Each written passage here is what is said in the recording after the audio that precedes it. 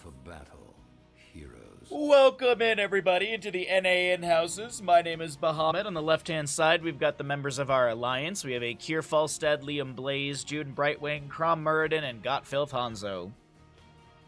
Right side of the map will be the Horde, and we're going to be looking at a Cattle Johanna, Porky Dahaka, Sai Junkrat, Legacy Rhaegar, and Madara on the Cassia. Thank you, Ashmantle. We got a Twitch gamble going for all of you as we're into first map of the day. This is the best of whatever. We're just doing a bunch of games until we don't feel like casting anymore. That's the game plan. And we'll do something else. But we gotta, there's a ton of these games, so we got a lot that we can go through. Auto attack build for Falstad. We'll see a simple geometry Hanzo. Lightning stroke for Madara on the Cassia, stepping into the face of Kier on that Falstad. Dahaka will be going into tissue regeneration here on Cursed Hollow. So gonna be looking for a beefier dinosaur instead of any sort of speed. Alright, I was like, Porky, why are you just sitting in the Hall of Storms now? It looks like he might have hearthed out, and then he's brush stalking all the way into top. Falstad's gonna use flight to get over here as well. Range into melee can be a little difficult. Porky breaks the lightning rod channel with the burrow right there. Over in mid lane, scatters coming out from Hanzo. People playing safe, nothing too aggressive. Down in bottom lane, there is a rotation on the Liam Blaze. Don't think it's going to be a gank onto him. I mean, it's Cattle and Legacy.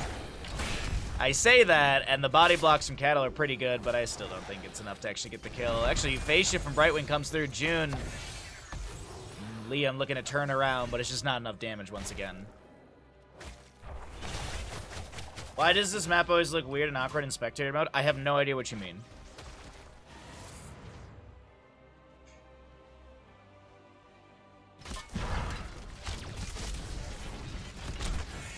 How goes your day, Serious Wolf?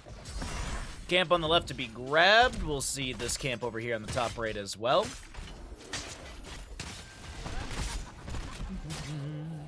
Waves to be grabbed. Siege Giants in bottom were already grabbed. Top left Siege Giants have not been looked at yet. First objective phase will be bottom center of the map coming up soon. Still another half a minute to go until the announcement, and then we'll see. We'll see the contest at 3 minutes in-game time. Fort front gate is being wildly poked down actually here. The two sidewalls already taken out. The gate is really low. The two towers as well. And camps will crash here in mid lane. Brightwing Magic Spit, Hammer gains, pretty standard across the board for level 4s as well, nothing crazy to note. Cassia does go down, first blood over to the side of the Alliance, if that sways your gamble. Currently at 420 to nothing. Gather tribute and earn my faith. No odds. 8 stacks for Falstad currently. We have 12 on Cassia Thunderstroke. Dahaka with the tissue generation gonna be at 3 right now. No Hero Stalker level 4. Did go into the Lurker strain, so no extra stackage off of Dark Swarming onto enemy heroes, which is a fast way to finish out that level 1. But granted, you also get a chunk of essence from Regeneration Globes, which is a nice way to kind of jump up in that department as well. Falstad and Dahaka holding their... Okay, that's a drag that connects, but I don't think Kier goes down here. I think it actually might be... Oh, wait, hold on. Yeah, Kier's got the barrel roll out. Porky popped Essence, and he actually drops low here. Lurker Strain tries to push up the wave.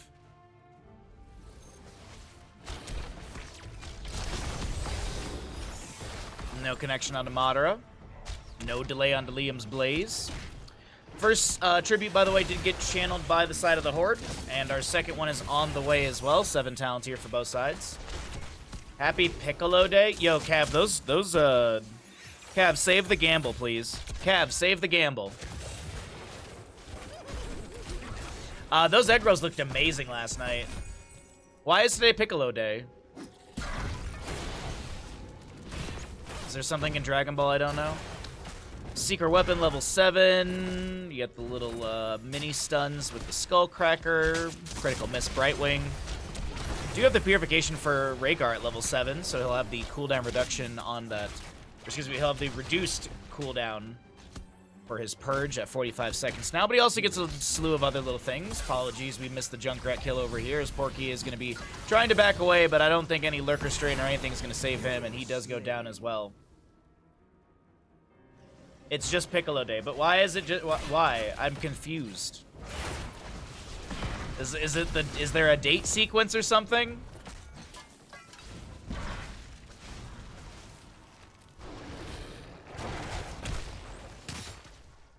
Crom Muradin being poked down a little bit, waiting for his trait to kick in here. Did go into block stacks level 1, so no extra healing, no higher threshold. But still, Crom actually jumps back up to about 75% HP. Dahaka Brightwing in top lane. Still just hanging out here. As we cycle through the other numbers, get an idea what the damage healing experience looks like here in map number 1 of the day. Thank you for the Lurkash Mantle, I appreciate it, bud. Piccolo Day is held on May 9th, May 13th in the dub. This is the day that King Piccolo declared his ruling of Earth. Oh, today I learned.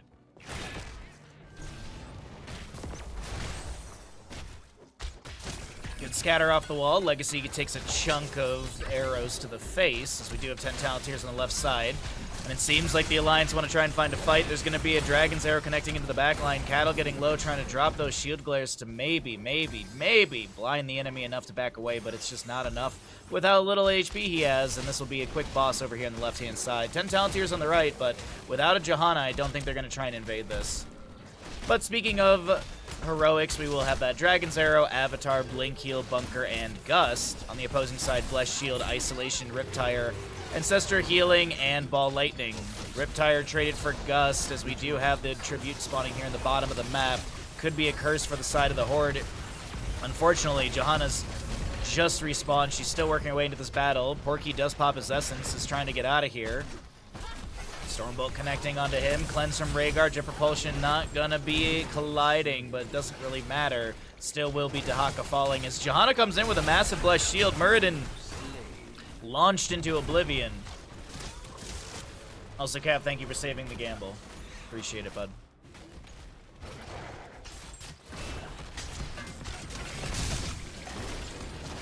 Slam jam from the boss as they take down this fort front gate. Madara getting a little low here.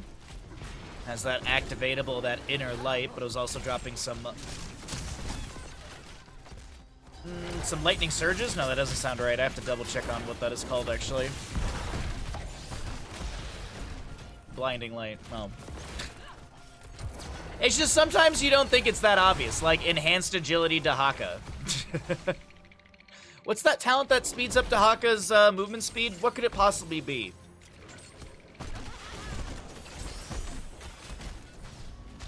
Kira's gonna Hearth out. Curse goes over to the side of the Horde, actually. That's actually kind of funny that they turn this around, they get the Curse, they clear out that boss, which gets the fort front gate and a bit of damage down over here, but in bottom lane, it seems like they're calling to siege right into the keep front gate, ignoring the fort. Granted, minion wave will take down the fort. Dahaka's over in top lane, sieging up against Falstead. We got Johanna over in mid, but Blaze is clearing that wave back. Junkrat says, alright, I guess I'll just clear out bottom. Johanna goes for mid. I think it's called Move Faster Dahaka, or Dahaka Moves Faster. Yeah, I think so. Decent Dragon's Arrow into a few enemies. The bunker comes down from Blaze to create a bit of terrain. Porky burrows, he pops his Essence, and he's okay for now. There could be so many names, yeah. Dale Earnhardt Dahaka.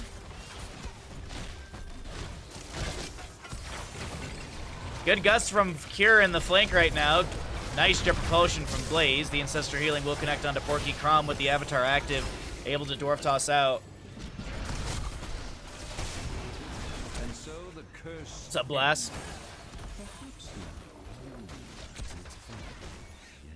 No takedown of this fort right now. Not a whole lot achieved from that objective phase. The bottom lane fort and keep front gate do go down. Mid fort is down to about 10%. Top lane got opened up a bit.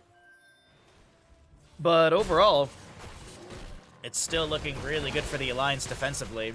Only at losing one structure. They save mid for now. Blaze rotating up. Crom scouted out the enemy. I don't know if there's going to be a quick enough rotation. June probably has a phase shift on this Brightwing. Volstad has no gust for 8 seconds. They still want to invade this. Dragon's Arrow coming in, goes right through the enemies. Phase shift from Brightwing does connect. Here's the gust up and available for Kiri. He's trying to get into a good position for it. Riptire from Junkrat. There's the gust away. Liam misses the jet propulsion because of it, but Legacy will be isolated and does go down. Speaking of isolation, Porky attempted to throw an isolation to somebody. Not sure if it did connect, but this boss is going to be an absolute pit of misery for the members of the Horde as the Alliance invades, steals away the boss, and this should be... What? Got Phil. Thought he had the fadeaway shot, but the hammering will be enough. It will be a... Team kill! Or the members of the Alliance.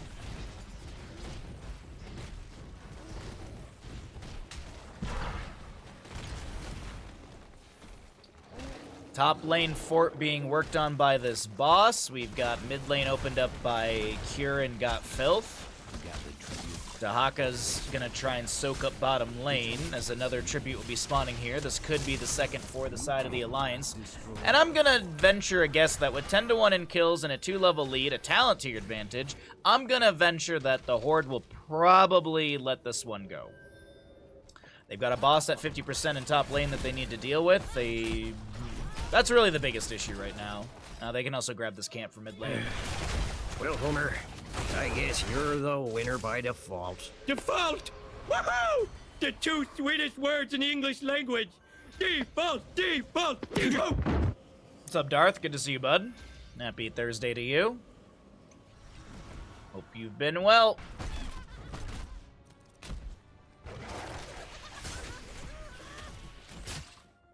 Boss and bottom is just now respawned. It's like they're hanging around here, and I didn't see the boss timer, but this is, yep. Boss is off a cooldown in, I don't know, less than 5 seconds. It's shredded down to below 50%. Muradin anchoring in the bush, but there's no invade to be had. Also, once again, no 16 talents here. Falstead flies into mid. Might have been looking for a gust angle on this, but either way, they clear out the wave. 30 stacks for Cure auto attack right now. Dahaka brush stalking down into bottom lane to go work against this boss and minion wave. Burrows just to avoid the slam from the boss, but also lurker strain value. Gets a bit of damage right there. And another tribute will be spawning. The Alliance with the talent tier advantage, well, they won't have it. I'm assuming level 16 will be picked up by the time the tribute does spawn. It is on the Horde side of the map, but the team fights have been super, super good for the Alliance, so I'm wondering if they try and go for this curse. But I'm seeing a ping onto Siege Giant Camp, Falstead floating towards top. Boston Bottom gets the fort for free. Well, I mean, Dahaka was working against him. There's some pings onto mid fort as well. Maybe there's an attempt to push onto this. Yeah, but it does look like this will be tribute given away. Lanes to be kind of pushed up by the side of the Alliance and the Horde. Well, they at least get their 16s here. Cassia goes in for a Fen. Crom being pulled back by a Condemn. No Blessed Shield from Johanna to be activated. Actually, just about every heroic butt bunker is off of cooldown. Drag from Porky, Ball Lightning out from Cassia. Crom taking a handful of damage. Looks like maybe there was a well tap before. Volstead flies in. Another gust flank coming out from Cure. Forces out the Ancestor healing. He's able to barrel roll past. The Riptire from Junkrat activated. Isolation from Dahaka onto Muradin. But it's still Rhaegar to go down. Porky is split from his team. And I do believe, I don't know if you're going to be able to get out. I think they just bursted him down before the brush stock activated. I don't think there was any sort of polymorph or anything, but dang God, that was well done. And it is going to be a curse in favor for the Alliance. It looks like they want to take down top lane keep off of this.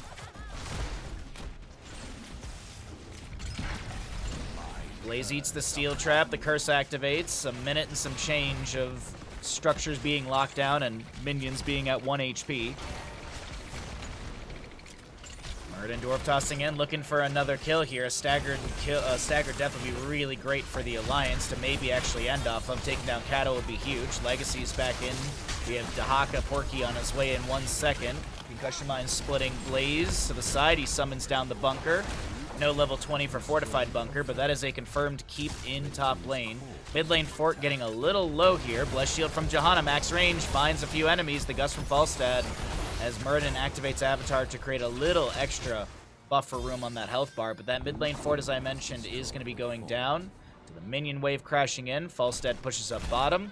Don't think they're going to get another keep off of this. Only 16 seconds to go. I was going to say, what's our boss timer? 25 seconds on this top left boss. Blaze gets a quick wave over here, trying to get 20 talent tier picked up quickly. June has discovered the enemy team, but Godfilth is around the corner for a blink heal out. My curse Concussion Mine set up, 13 seconds on that boss. Falstead, Cure in the bottom lane on your minimap, split pushing, and he will confirm a keep at the rate that, well, at this uncontested rate. Dragon's Arrow avoided by a Dahaka Burrow. Is this live? Yes, I am live. Falstead flies over towards top lane.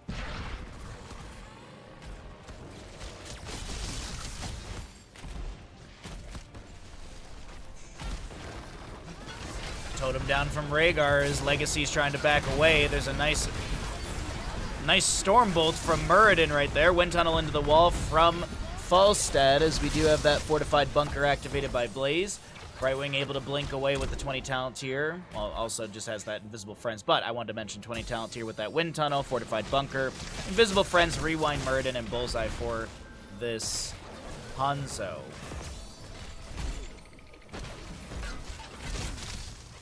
What's up, Prosman? How you doing today, Pat? Good drag from Dahaka, landing onto Falstead. He does go down. Muradin activating Rewind, able to get the Dwarf Toss out. This is going to be boss worked on by the side of the Horde, but you got to point out, Falstead, or excuse me, 20 talent here, but Falstead dead for 50 seconds. Yeah. No invade, no Wind Tunnel. So we'll just go ahead and see this camp over here in the bottom left to be grabbed. June maybe starts working on these Siege Giants. Dahaka has respawned, and he'll go ahead and work on, or actually he might have hearthed back, actually, to be able to clear things out over here at the Nexus. Oh my god. First game of the day, just struggling through it all.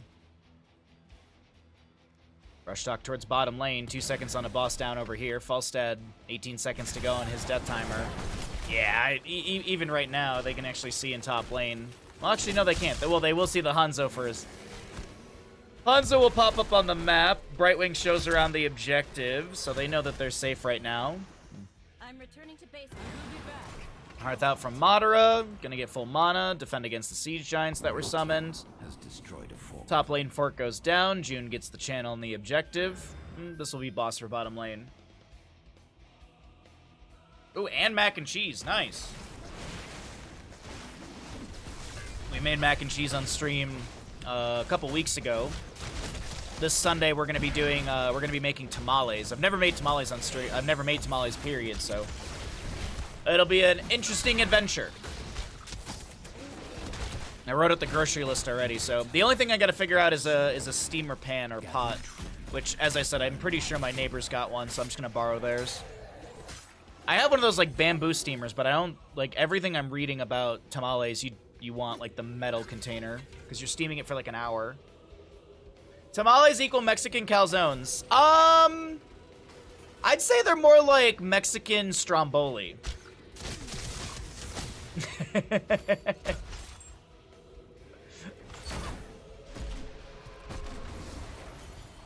Quesadilla is like a Mexican calzone, you know?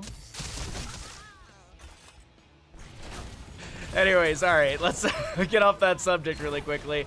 Falstead able to barrel roll away. This will be a Dragon's Arrow, answered back by Godfilth. Bullseye to follow that up. Blaze on the right side eats a steel trap. He'll be just bothered by that for a moment. Wind Tunnel from Falstead pushing back the enemies. We do have Porky trying to back away to the right-hand side. Rewind activated by Muradin. He goes in deep, and Porky will be taken down. A Riptire from Junkrat has been summoned. Godfilth gets the natural agility over the wall. Storm Shield activated by Johanna. Cattle and friends are looking to turn this fight around, and Legacy can't get the self-cast Ancestral.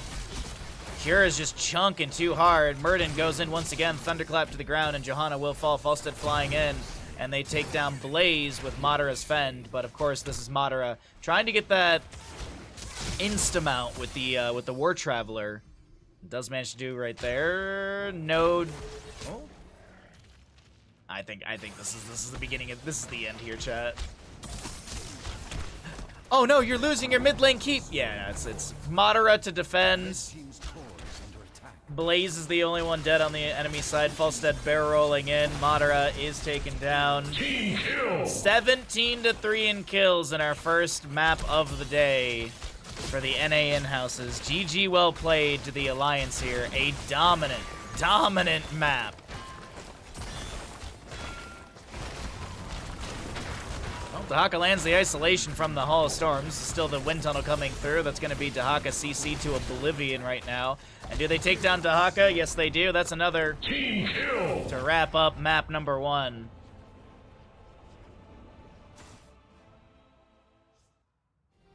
Calzone versus Tamales, a real Mexican standoff. Oh, I see what you did there. It's clever. It's very clever. What's up, Shadow Jin? There's Stromboli's great. Stromboli's good. There is a difference though. This isn't some stupid this isn't some invalid opinion. Calzones are typically folded and is basically all the items of a pizza: sauce, cheese, meat. Typically, I mean, it's usually you can also just do sauce and cheese. Stromboli is typically just meat and cheese rolled. It's typically no sauce. The sauce that you have for Stromboli is typically on the side to dip into. There is a difference. It's not like some BS opinion of like, oh, pineapple shouldn't belong on pizza. There's logic to this. All right, let's pay out the people. Who wins Curse Hollow? The Alliance does. Pineapple belongs on everything. I don't know about everything. I don't think I'd want pineapple on top of, I'm trying to think of something ridiculous. I don't think I'd want pineapple on top of, like a sausage dinner. But I'm also not, like, super big on sweet and savory. Like, sweet and savory's alright. I'm just not, it's not my, well, look at that.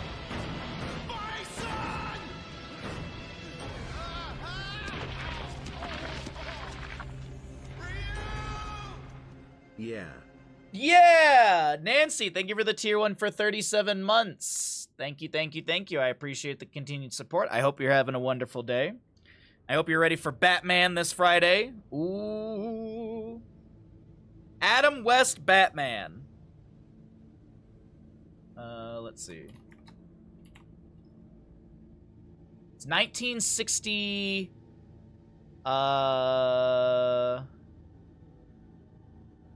Adam West Batman. Ah, there it is. 1966. Oh, I can rent it through Prime. Wonderful. I thought it was only on YouTube to rent, but renting it through Prime is convenient. Oh, and I still have cash from that thingy, so yeah. Wonderful. Yep. Holy original, Bat fans. Here's the movie based on the hit TV show. Adam West plays the Cape Crusader, using bat gadgets galore against such evildoers as the Joker, the Penguin, the Riddler, and Catwoman. Action, adventure, bold, electrifying. What's up, Kalis? Good to see you today, bud. How's the 4-day weekend treating you? Right? You're on your 4-day weekend? Is it Thursday, Friday, Saturday, Sunday off, or is it Friday, Saturday, Sunday, Monday off? I should get some tea before we do the next. Oh, I got water. I should actually finish first.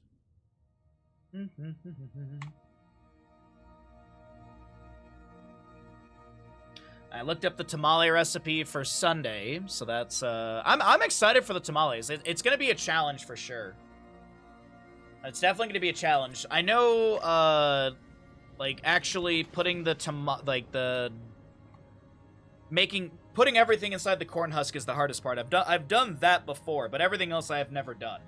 Because we went to, when I first moved up here, one of our friends had a tamale party, and they made, I'm not exaggerating, we made a couple hundred tamales. I want to say we made at least 200. They have a big family. It was a big party. They also, like, everyone took tamales home with them as well. It was a blast, but I only did the part where you do the filling and stuff like that, so... That was a fun time. We literally sat around a table just having drinks and chatting and just making tamales. It was a really good time. Do you wear a half or full apron for tamales? Wait, what? I wear the Corsair apron that I have. You'll have to come by on Sunday, Pat, and find out. That's all I can tell you. You'll have to come by on Sunday around noon PDT to find out. That's all I can tell you. Thursday through Sunday, because today is Ascension Day, which is the national holiday here. I switched my free Wednesday with Friday. Got you, okay. Nice. Nice. It was good. You slept a long time. Good. That's honestly, use this time off to get good sleep. That's the one thing. I mean, I say that, and I never do that on my own days off. I'll like it. It'll be Sunday will be like the first time in ever that I'll be like, man, I want to stay up till 1 in the morning, and then like I'm like, oh, but then I don't sleep in on Monday properly because then I have to get up and do stuff on I do my best to try and get a nice chunk of sleep from Sunday to Monday. I mean, I usually do. Usually go to bed kind of early on Sunday because I'm usually wiped out after the week. Ugh. But yes. All right. So we're just running out ads right now, and then we're gonna get going into our map number 2. I'm glad you got good sleep though. You know what pairs well with good sleep? A good meal, like a nice hearty pizza. A nice hearty pizza.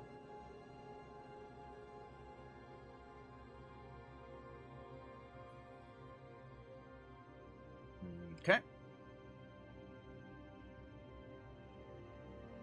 All right. There's that.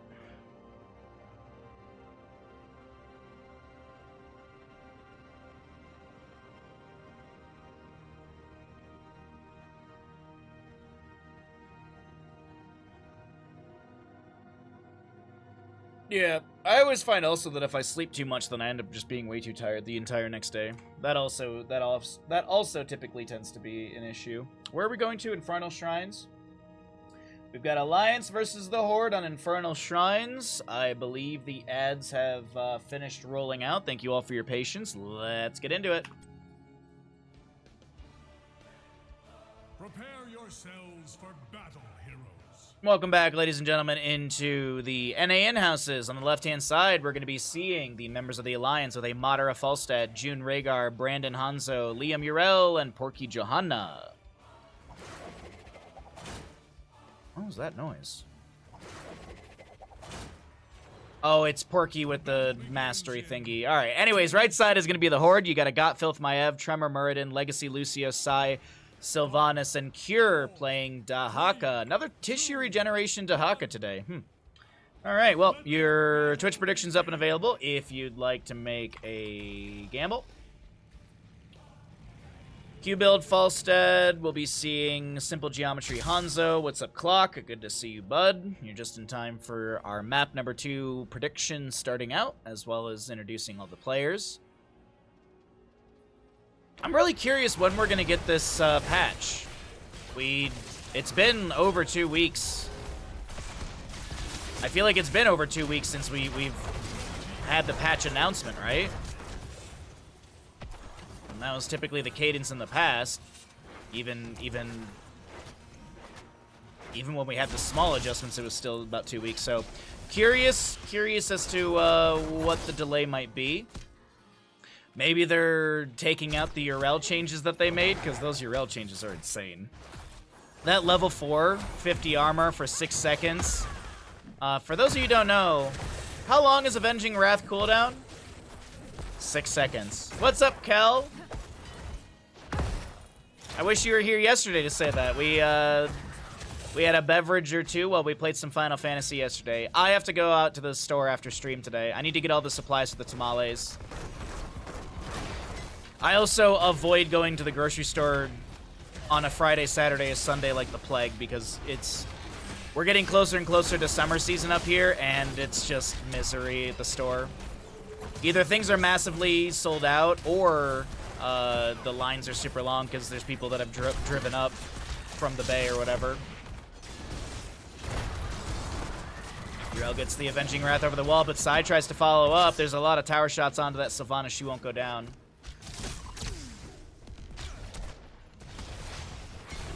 I thought Johanna was unkillable. No, no, no. Indestructible. Indestructible. You might be. Yeah, it's close. Close. Close, Nem. Or, excuse me, Scooty. Sorry, I looked at the wrong line. Hope you had a chance to try Hades 2 yet. Yes, yes, I have. We played like 3 or 4 hours of it on Tuesday. We might play more of it today. There's just other games that we have set for specific days. Like yesterday was Hotson, Final Fantasy VII. Today is Hotson, some Batman Arkham Asylum. But I think we're getting kind of close to the end of Batman Arkham Asylum, so... I mean, who knows? It could be like an hour left of Batman, and then we just play Hades for the rest of the day. Tomorrow we have another Crab's Treasure. I think we're actually pretty close to finishing another Crab's Treasure, so we're probably going to play Hades after that. Personally, loving Hades. Hades 2, so goddamn good. And that's not me trying to sell the game. It feels fun to play. The movement feels great. Like, oh man, the exploration is great. The biomes are fun. Knock on wood, I have not found a biome I hate, but I know that's around the corner at some point. I loved every biome in Hades 1 until I got to Elysium, and I'm like, oh, this place sucks. No spoilers, though, please. Currently having lunch at a restaurant called the 54th Street. Is it on 54th Street? Because that'd be funny if it wasn't. Oh man, let's go to the 54th Street restaurant on 52nd. Haunting Wave from Sylvanas goes in.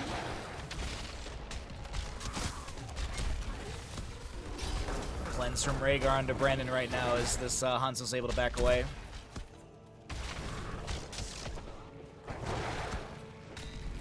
That'd be so funny. I mean, it'd be so bad for business, but I would love to have a restaurant like that.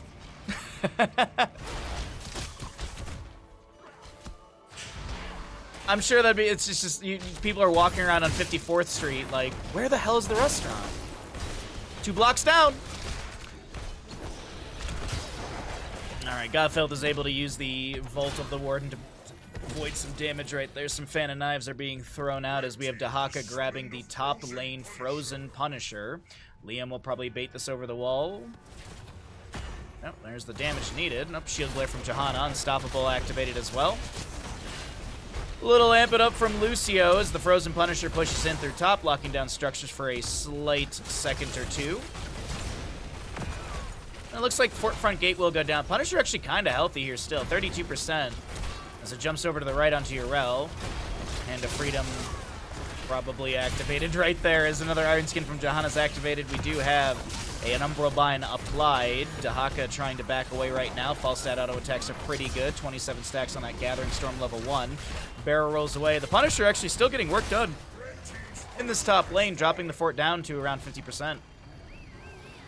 Falstad to fly down over to bottom lane. Sylvanas with Black Arrows active will be able to push onto the fort front gate and take that entirely down. Apologies, missed the Hanzo kill in top lane. Muradin was able to find that as June will hearth out completely. Urel Liam charging that hammer in case anyone tries to get these delays.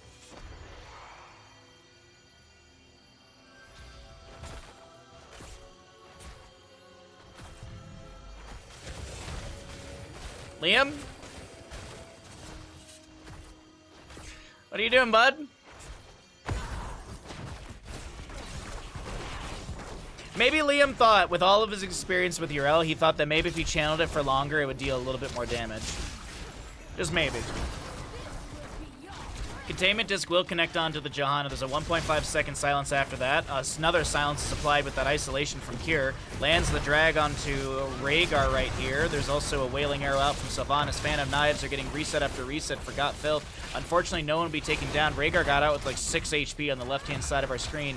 Able to tap the well. The Black Arrows from Sylvanas applying some lockdown to these structures. Those do expire. Muradin with Avatar active in his third wind. No, not third wind, sorry. His trait kicking in. He didn't go third wind level 1. It's on the low side of this. Tremor back to about full HP. Does lose Avatar. Heroics on the left-hand side are being picked up right now. Blessed Shield, Ardent Defender, Ancestor Healing, Gust for Falstad. On the opposing side, we did see the Containment Disc, Avatar, High Five, Lucio, Wailing Arrow, and Isolation. It's going to be Dragon Strike for Hanzo. Dragon Strike, which means it's the double dragons that don't stun. Because Blizzard knows how to name heroics.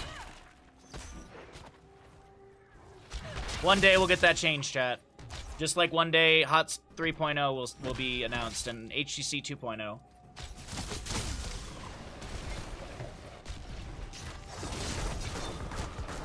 I mean, the writing's on the wall, chat. Blizzard canceled BlizzCon this year, so that way they could have the funds to rehire all the developers for this game. Copium. That's why they canceled the survival game, because they needed to reallocate that entire development team back into HOTS. Ancestor healing will be utilized from Rhaegar here. June isolated, does go down to Maiev. The Dragon Strike raining through, or I guess spinning through the camp area. Camp was still picked up by the Alliance. The Horde gets the kill, 5-0 in kills, and it's looking like another objective phase will be up and available here through mid lane. The Horde going to be trying to take this map number 2. After the Master Chief release? No, it's going to be simultaneous. Come on. They're going to announce HOTS being saved by Microsoft because Microsoft cares about video games. And then they're going to be like, yeah, and to celebrate, Master Chief is coming into HOTS. See, it's the double generate hype, man. I didn't go to school for marketing, but I know how to sell things to people. Madara. That Gust kind of Madara did the check clear? Like, okay. Gust kind of helping out the enemy team close the distance. Trevor is kind of winning this 1v1, and Madara has to barrel roll away. Surely they'll release Clippy? No, because Clippy doesn't generate enough hype, man. You gotta think about the sales side of things. Does Clippy have a TV show that's doing horrible? No, Halo does.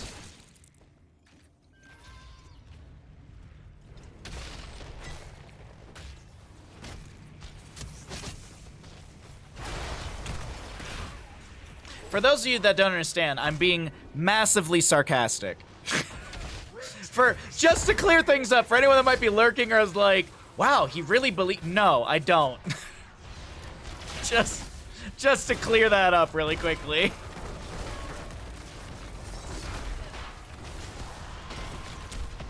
Alright, mid lane fort will go down. Second Punisher of the game will be summoned by the members of the Horde as Porky tries to poke at a few enemies. There is a rotation down into bottom lane. Madara able to barrel roll away.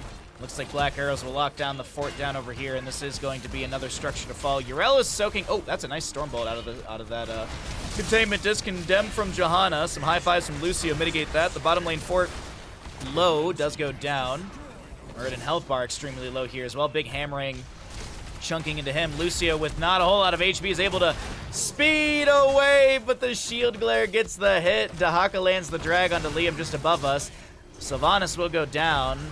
And, I mean, you lose 2, but you get a double fort off of this. You're getting some keep front gate value. Actually, the entire keep front gate is gone. So, I mean, it's not that big of a deal. The biggest factor in all of this is those kills will close the gap in the experience. I mean, you can see right here, there's only 1,300 or so difference in the experience now. And it's looking like about a half a level. And that might actually close even faster with some camp invades over here. Yeah, I haven't heard a lot of good things about the Halo show. I do say that we're in one of the best times for video game media, but there are some, you know, there's some flops still. Like Last of Us was good, Twisted Metal was good, One Piece was really good. I know it's more like a anime adaptation, stuff like that. But I mean, the Resident Evil show was horrendous. Halo was bad. I didn't watch Halo. I saw enough about it from the fans to know that it wasn't good. I like the Twisted Metal show quite a bit, but it was a lot of nostalgia for me. I also personally love Anthony Mack is his name. I actually forget his name constantly. Oh god, I'm blanking on her name as well. She plays Rosa in Brooklyn Nine-Nine. I'm horrible with actors and actresses. Anthony Mackie, okay, yeah. Twisted Metal show? Yeah, the Twisted Metal show came out like 6 months ago at this point, I think. But Will Arnett as Not Two-Face. Oh my god, my brain with character names today is just not working out. It's not Mr. Smiley. Sweet Tooth. There we go.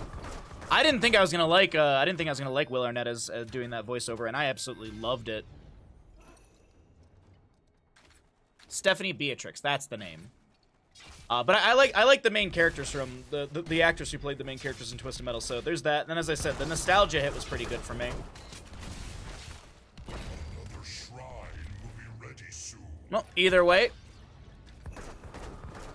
we are going to be seeing 16 to 7 in our 17 in our levels, 2 to 6 in kills. All of this favoring the side of the Horde as another objective. Arcane Punisher will be in the bottom lane.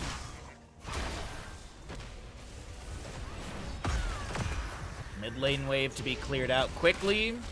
16s across the board. So we do have the Flow Rider and the Ares Gust synergy for that level 1 gathering, so you can just throw out more hammerings, is essentially it.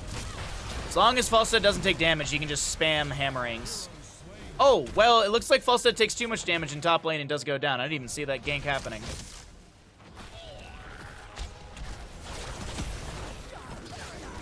These are in-house games, so there's no set teams. That's why I just use generic things like Alliance versus Horde. It's just, these are multiple players. Well, more than 10 players. They have a Discord bot and stuff like that. It's kind of like the Ravencourt EU in-houses that we used to do a bunch of. Ancestor Healing will be applied to Brandon on that Hanzo, trying to get away over here. Lands a scatter off the wall, and that Giant Slayer chunks into Cure. Brandon able to get that last bit of damage, trying to find a sidewall to maybe jump over, but has some allies around. The chain heals from June are pretty good. The objective phase does go over to the members of the Horde. Yeah, it's basically, instead of these 10 players queuing up for Storm League and maybe getting 9 other players that want to play the game, these are 10 players that sign up to actually play. They're in voice comms together. That's the other part, too. They're playing, I say this all the time, they're playing Heroes of Storm as it's intended to be played. 5v5 in comms communicating.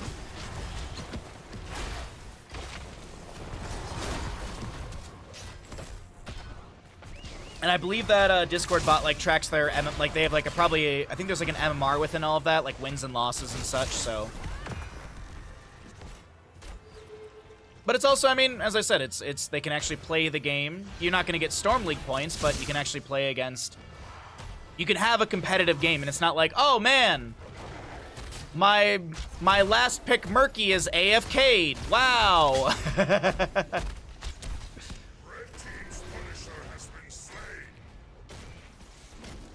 People actually play this game. I don't know if you're joking or not. As I have built my streaming career around casting people playing this game.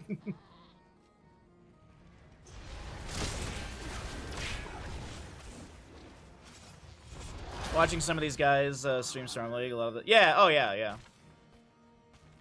Okay, yeah. There was no Kappa, there was no smiley face. I was just like, I don't know if you're being serious, because there are people that literally will come into the stream on tournament days and be like, this game is still active? And it's like, oh my god, yes.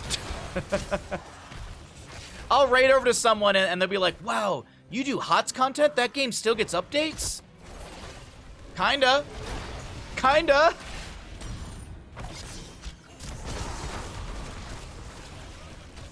Dragon Strike from Hanzo coming through. This is going to be Urel Righteous Hammer pushing people around. Dahaka lands the drag, cleansed out by June. Some chain heals coming out, a Wailing Arrow from Sylvanas as well. 20 Talontier advantage to the Horde as the Avatar from Muradin will be activated. High fives from Lucio. Does he have Mixing Fire? He does. It's Rewind, Shadow Orb, Strike for the Maiev, Contagion upgrade for Isolation, and Bolt of the Storm Sylvanas.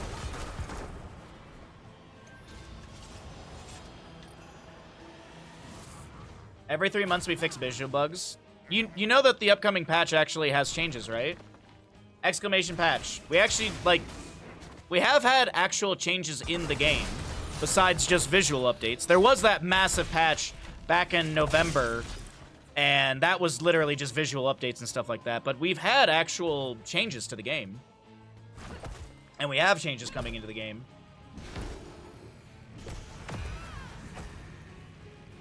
No, that level 4 Avenging Wrath talent's gotta get changed.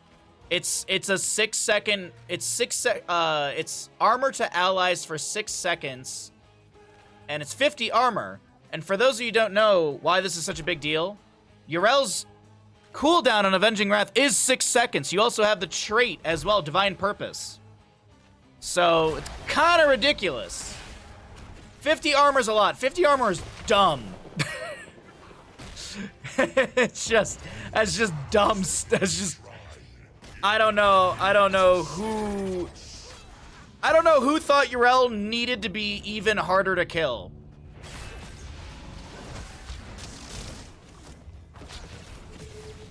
So the big hope is that if that goes live, that's gonna be a misery. That's just gonna be absolute misery.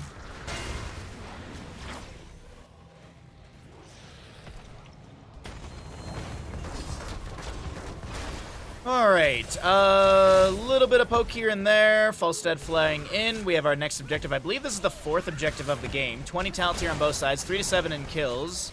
More kills over the side of the Horde as Sylvanas looks for a flank with Cure. Veloc, thank you for the Prime Gaming. I appreciate that. We'll resend your alert after the game. Dragon Strike coming through from Hanzo. Sylvanas backing away on the low side of this objective area. Containment disconnecting onto Falstad.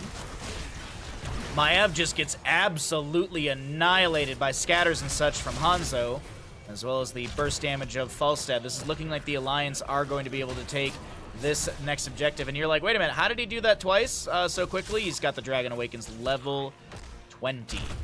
Wind Tunnel Falstad Ancestor Healing upgrade with the Farseer's Blessing. We'll have Seraphim as well as Divine Radiance. Radiating Faith, sorry. And Hanzo finishes up the objective, grabs the 2 globes. Rhaegar working on top really quickly. Dahaka's going to try and push up bottom lane. Falstad shows on the wave. He clears out the catapult. Gets the quick smash through the minion wave as well with that explosive hammer. 99 stacks for that level 1 on Falstad. Dahaka's done. Hanzo's done. No. So I'm just skimming through talents. No Subdue was even picked up. No level 4 for Lucio. Is there a benefit to having this, even without the completion? Enemies with the first half of Sound Wave are knocked 75% further. Okay. So the reward is that radius. So the baseline's still very much worth it.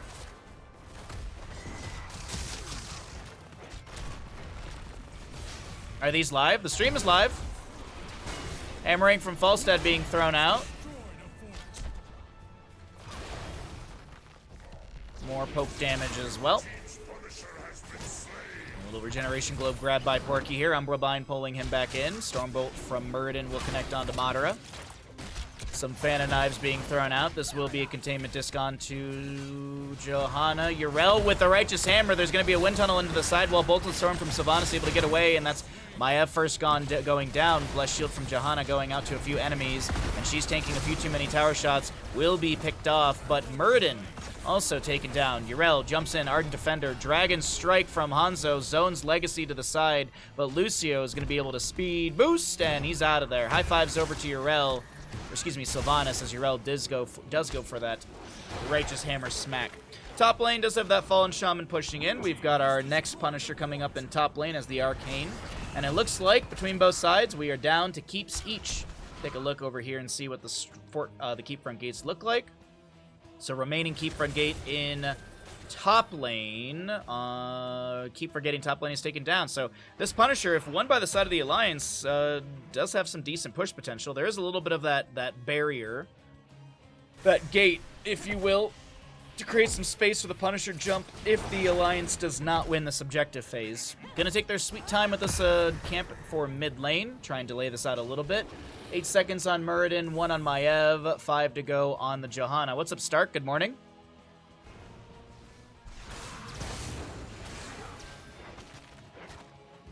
Yeah, I have much hope that PTR Yrel doesn't release as is.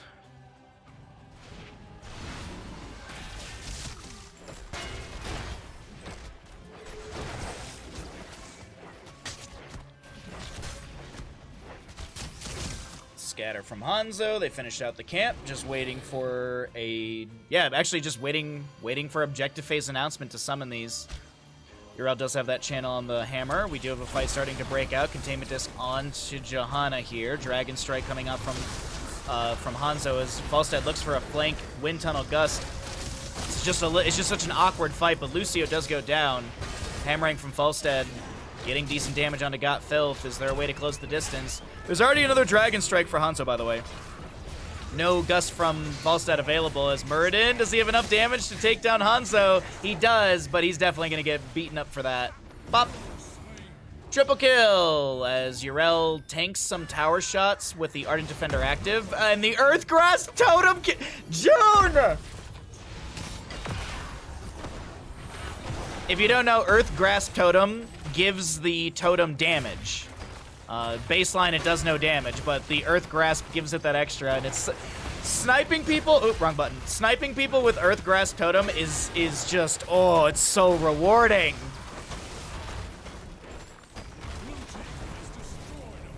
And it looks like objective phase won't even be needed here.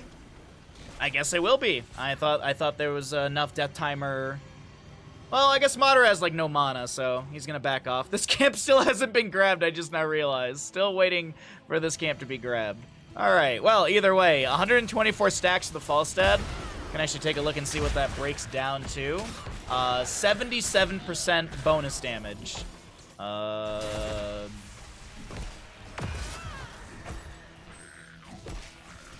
don't know how we math that one there, chat, but it's a lot. It's a lot, is the answer. It's a lot.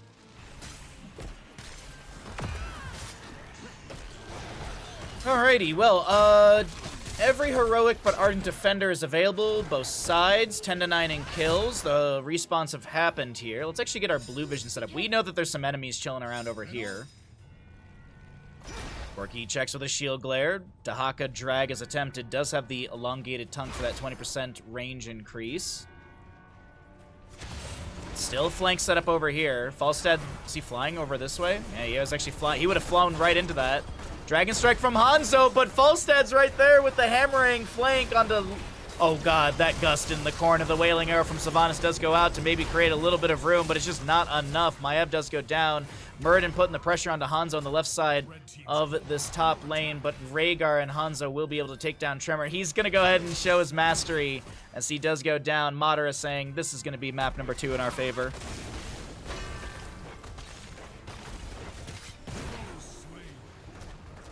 Okay. Team kill? Team kill! Well, a map that was looking good for the Horde at the start, shut down by the Alliance. GG, well played. That's going to be an Alliance victory. Thank you to the one believer in the Alliance, because you just got paid out.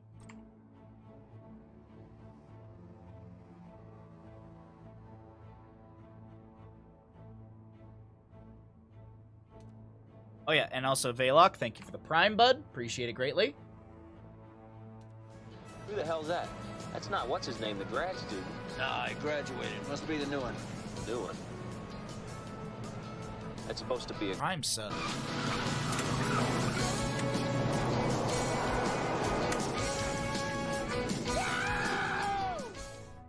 No message, but thank you for the Prime for 7 months. I appreciate it greatly. Your stream point rich. Well, that means you can now use all those points for more predictions. Or for the ridiculous sound alerts we have for the channel. 133 stacks for the Falstad. That's insane to me. Absolutely insane. Alright, let's go ahead and roll out all of that. Silly work calls making me miss the end. Dang! Don't they know I'm streaming? Don't they know that I'm streaming? How rude of them. Alliance goes up in our best of whatever. Be heading to Battlefield for our next map. And I am going to run and grab myself a cup of tea out of the kitchen, boil some more water. I would recommend you all do the exact same.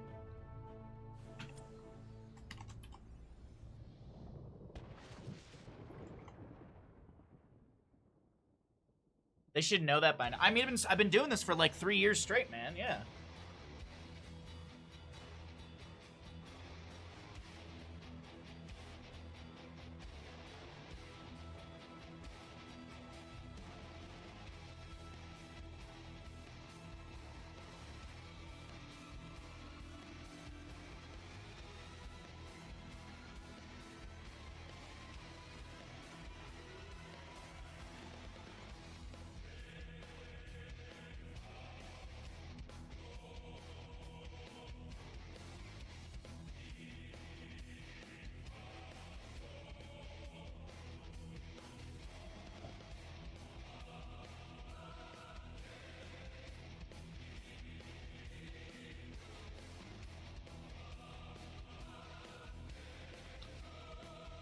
He means to boil in our kitchens? What?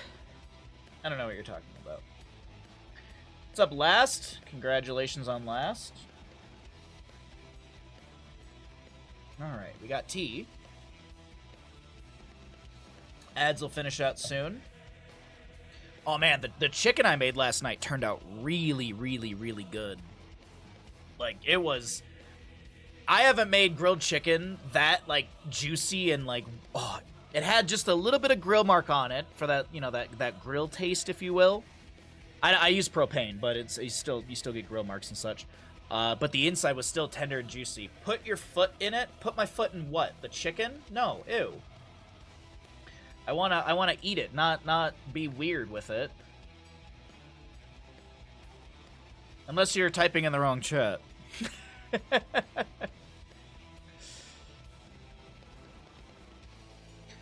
Hey, look, Blast. I like to taste the meat, not the heat, okay?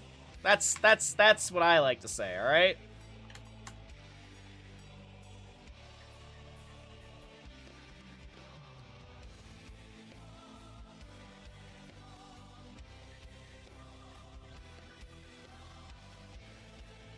You like heat on your meat? Most do. Most people do. As I learned earlier, apparently today's Piccolo Day. Therefore, every May 9th will be celebrated as Piccolo Day. Oh, there it is. Literally, there's the tweet.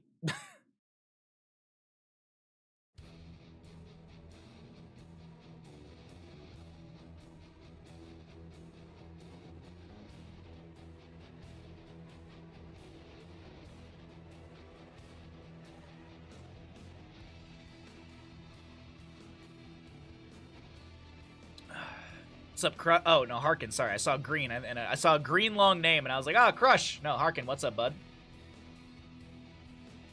It's Green Dad Day. It is apparently Piccolo Day. I do have pickles in my fridge, though. I mean, what? No, Piccolo. Piccolo. Piccolo, the good dad of Gohan.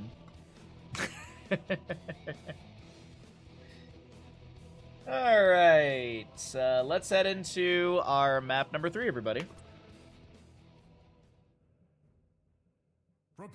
How am I doing? I'm alright. I got a pretty decent sleep last night. We are doing some casting today. We have the Alliance on the left-hand side for our map number 3. We got a yeah boy Genji, Legacy Rhaegar, Tremor Muradin, Porky Blaze, and Gotfell Sylvanas. Right side of the map will be the Horde with a Kier Karazim, Sai Li Ming, Krom Brightwing, Brandon Anubarak, and Liam Hogger. 5, 4, The guy that teaches people to dodge! 2, 1. To arms. You don't know anything about Dragon Ball Z? Dude, Dragon Ball Z is the jam. It's very true, Kalis. Thank you for that. Alright. Gamble's up and available if you'd like to participate. Got your level 1s at the bottom of the screen. As we take a look here at the bottom of the map. Little Core 4 action. Karazim was over towards the top lane. Looks like he'll rotate back over to bottom. Iron Fist Karazim gets a load of punches, or a flurry of fists, if you will. Into the Genji. Polymorph coming through as well. Li Ming looking for these magic missiles for a kill, but 173 HP on this Genji, as he backs away just fine. You didn't have cable growing up? You didn't rent it from Blockbuster? I don't think you could rent it, honestly.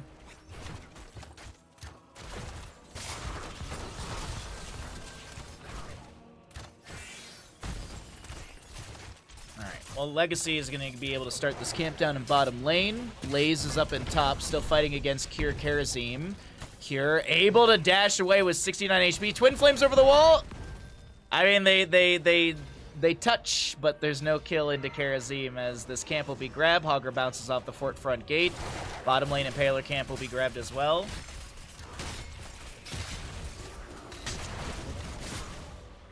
Piccolo is the OG Patches O'Houlihan teaching the 5Ds. Dodge, dodge, dodge, dodge, and dodge. You have interwebs now? Go watch it after the stream. That is true. That is true.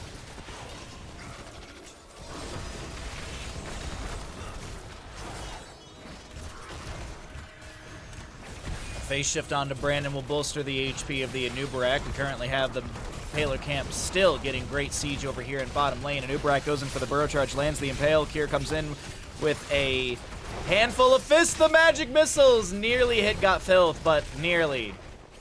Nearly is the key word right there. The Sylvanas will be able to hearth away 0-0 in kills as top lane Impaler camp was cleared out. Porky, oh, Liam doesn't get the bounce he was hoping for. If Liam found some sort of bounce back towards Porky, I think that would have been a kill with that Hog Wild. Now Muradin has rotated up, lands the point blank Stormbolt. There's going to be some easy throw dynamite damage down on the ground, but Tremor unable to get any sort of kill. Camps on the left and the right will be grabbed. Kirazim, yes, Kirazim.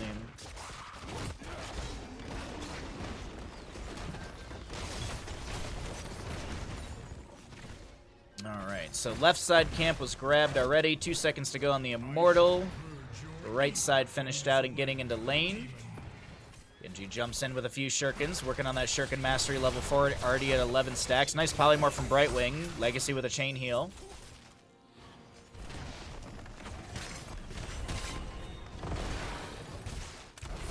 As the black arrows from Sylvanas are activated here in the bottom lane.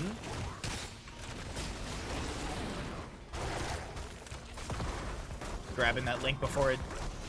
Yeah, I am actually, Kel, thank you. Grabbing that link before it gets pushed up in chat, potentially. Now, as I say that, the chat won't move for the rest of the game. Nubrak burrows in, doesn't land the Impale. The polymorph onto Tremor is good. He throws back a Stormbolt, and maybe just enough space for Tremor to back away and let his trait kick in. No third wind, level 1. This is still first objective being contested. First phase of the first objective. Blaze trying to take down the Immortal on the north side of all of this. Li Ming rocketing in some arcane orbs. We're at the 50% mark. Blaze comes in with an AoE Jet Propulsion slam into Brandon, spreading to Cure. Genji with the Swift Strike through. That's a Nubrak going down. First blood over to the side of the Alliance. As Hogger tries to bounce away, Jet Propulsion from Blaze is right there, and Liam gets the polymorph, Liam gets the phase shift in time. Polymorph onto Porky. Heals up a little bit on that ignited oil slick, but it's not enough as Hogger staggering blows him off, and Brightwing with the murder. We move over to race potential. I didn't mention this, but Muradin did go Sledgehammer, so a nice way to siege through this Immortal. We'll have extra cooldown reduction post level 10, going from 1 second per auto attack to 1.25. And we'll also see the Skullcracker level 7, so good synergies with all that. More CC potential.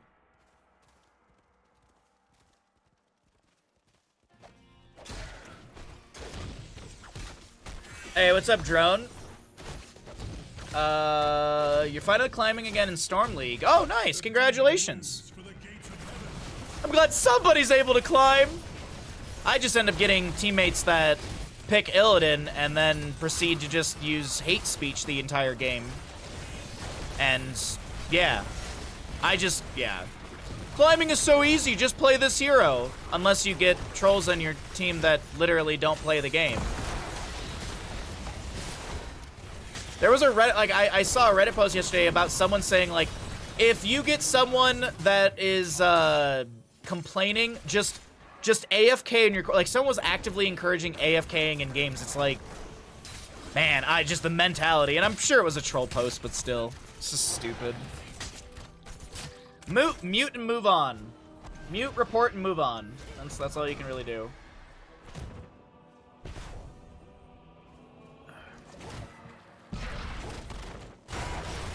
Nubrak trying to connect with Burrow onto, I believe, Genji right there as we jumped into bottom lane. Black Arrows from Sylvanas were holding this tower, locking this tower down, excuse me. Murden able to get away here. There's a cleanse onto Got Filth, who gets the teleport on that Haunting Wave. If you can't 1v9, you don't deserve to climb. Huh? Look, I've had enough bonk kills as Decker Kane, alright? Lurking, alright. Have a safe drive, bud. Thanks for the lurk, I appreciate it. I'll have to check out that restaurant after this game.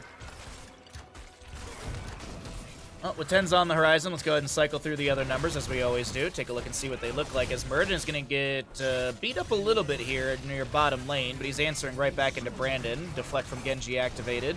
Neither team with 10 talent here. Some low health bars here for our blue squad. Might see a reset here and there. This is going to be Fallen Shaman on the right, and the left to be respawning just in time for the Immortals. Black Arrow, excuse me, Wailing Arrow, Bunker, Ancestor Healing. I'm assuming it's Avatar. I don't think this is going to be a Haymaker game. X-Strike for the Genji. On the opposing side, 7-sided Strike. We'll see Wave of Force, Blink Heal, Cocoon, and Portapult or Shockwave. I actually think we can go into either here. It's going to be Shockwave from the Hogger. Okay. Murden's still holding 10. Is he really considering the Haymaker?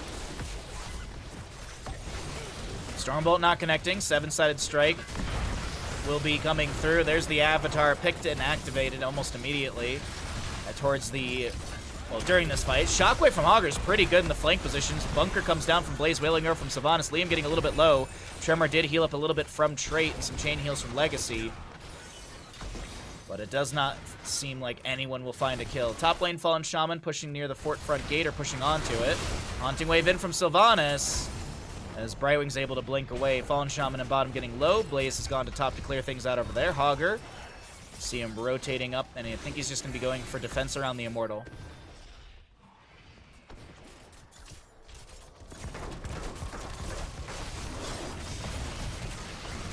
Good damage going on to Tremor, but no kill to be found. Kier still stepping in, but the rest of the team starts to back away. First half, the Immortal, I believe, was taken down by Blaze mostly, maybe Sylvanas, but either way. We go into the Immortal race potential sides. Red on the left, blue on the right. It seems to me that the Horde are looking to defend right now as they step up around their Immortal. Let's pull away the talents so we get a better view of this. We've got Tremor and Yeah Boy in the flank, or at least just below all of this. 7-sided onto Blaze. No bunker available for him for 7 seconds right there. Don't think he was put on a 10-second. I think it was just still on cooldown. Cocoon onto Muradin to try and set up another kill here. He's going to get cleansed a little early by Jude, or excuse me, by Legacy. X-Strike from Genji coming through. There's the Ancestor Healing as well from the Rhaegar. Legacy getting low, tries to get the Wolf Run out, and he will not be able to do so. Another kill goes over to the Horde. Pro tip from Bronze 5, if your team is losing, avoid them at all costs. They're the enemy now. Also avoid the enemy team as much as you can. Solo the entire game, winning 1v5 after diving half health into a full cooldown. Yeah, no, that sounds about right.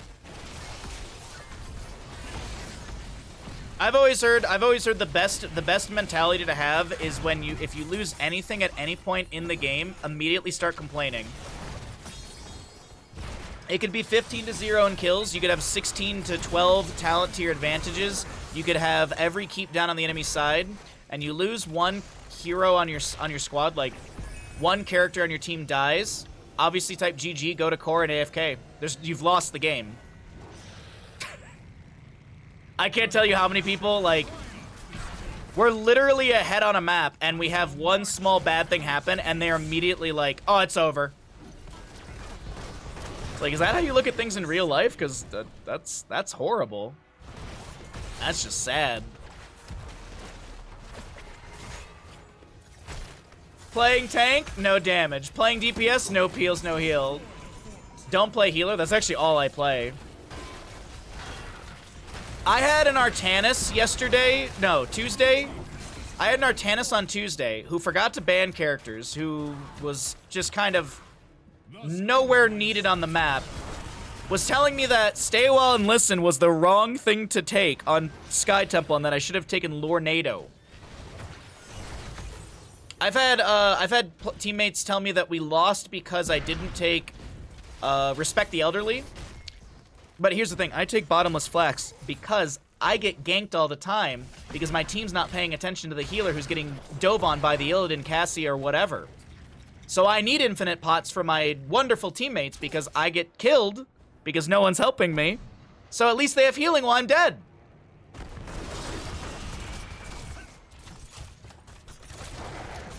Oh yeah, but that Sky Temple game, Lornado would have not helped us at all. There was no way that Lornado would have helped us. I think maybe he thought I would have this S-tier boss steal with Lornado and then we'd all win the game all of a sudden. That was the game where we had the Illidan who was just feeding, that Artanis was feeding.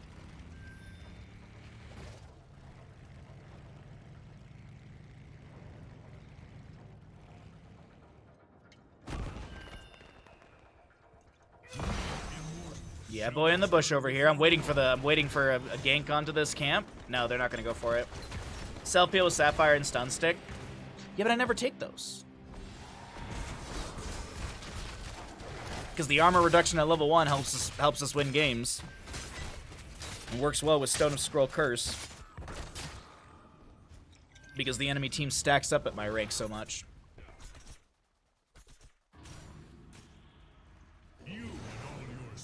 I feel like when I stop consistently finishing the level 1, it's probably time to go to Sapphire. So that armor reduction can be so beneficial. Top lane camp will be cleared out. We do have this left side being worked on as well. Nubrak goes in for the burrow charge. 7-sided strike from the Kharazim as the Cocoon will connect onto Legacy. Very low. Got Filth is going to get the Ancestor healing in time. Got Filth trying to back away still on the left-hand side on that Sylvanas. Legacy able to get away. That's a wonderful Wailing Arrow from Sylvanas as they do take down the Anubrak. Avatar activated by the Muradin as he goes in deep trying to take down the Li Ming, putting pressure actually onto the Brightwing on the left-hand side. Sylvanas does go down to Hogger. Excuse me, Hogger goes down to Sylvanas. I was like, wait a minute. That math don't add up right there. Cure with a flurry of fist. Oh, that's a really good jump propulsion from Porky into the fort front gate. The keep front gate. Unable to find a secondary kill, but this will be Black Arrows from Sylvanas activated. They open things up here in bottom lane. How are things looking in top? Okay, so if the Immortal is won by the Alliance, which it's kind of looking like that's the trajectory it's going to head into, this will be Immortal going into top lane. We know this because top lane has got more structural defenses.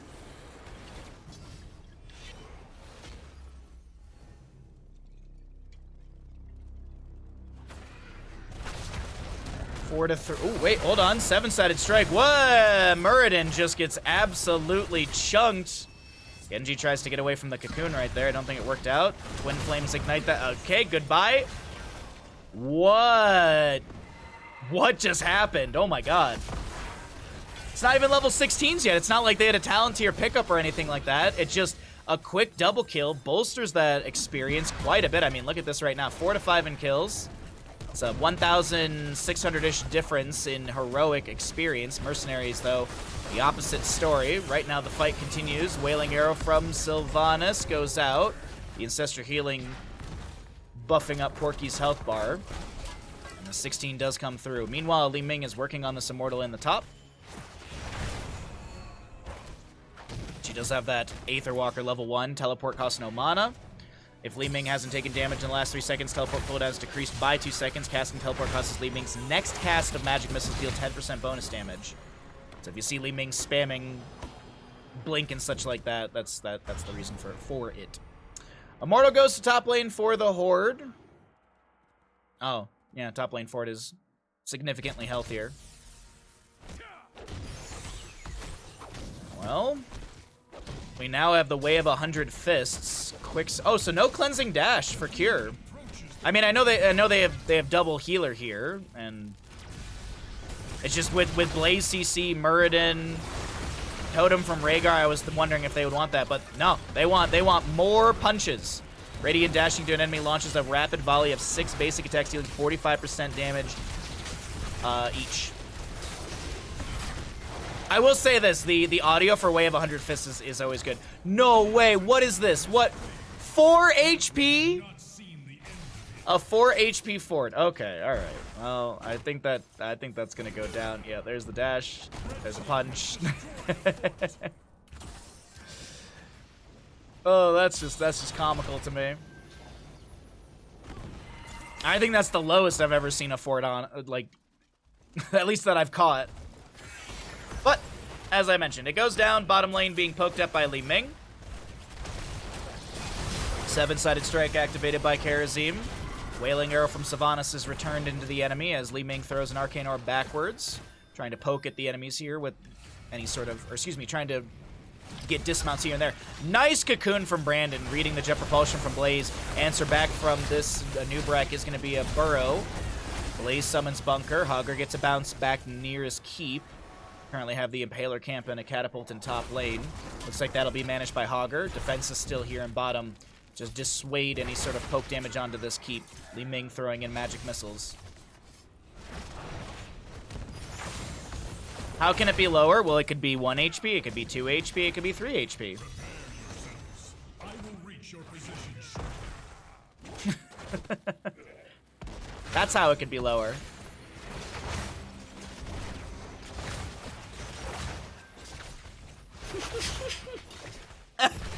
You weren't expecting that level of genius in this stream.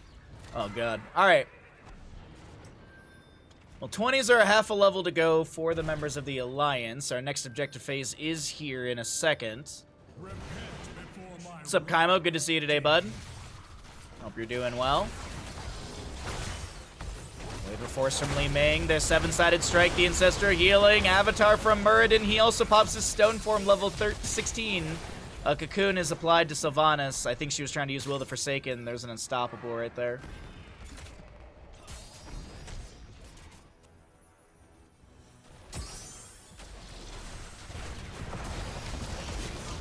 Goodbye, Blaze. Top lane Fallen Shaman pushing in. Was that math? I don't know. I don't even know anymore.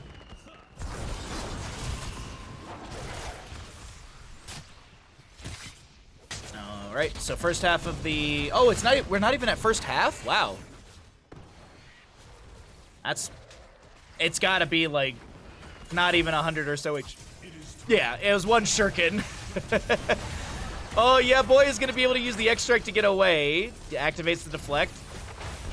Here's him with that Way of 100 Fists for the volley of damage. I mean, I guess... Is it enemy hero? Or is it just... radiated to an enemy? I mean, it's good race potential. I was just, as I mentioned, the cleanses, but either way, I mean, it still is the Horde technically rallying in this late game. They're not winning, but this Immortal will go to their favor, and maybe they take down Muradin here. And unfortunately not.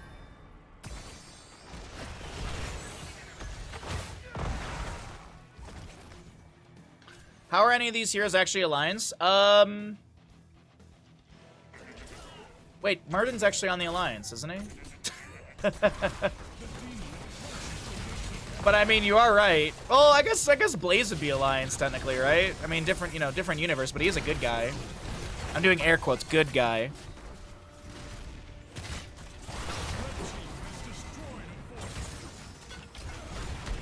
No Jet Propulsion stun from Porky. He might get beat up quite a bit for going in on that. Looking for an AoE stun, but no, it just doesn't. There's no kill. I actually thought he was going to get punished for that. 20s on the right-hand side was picked up.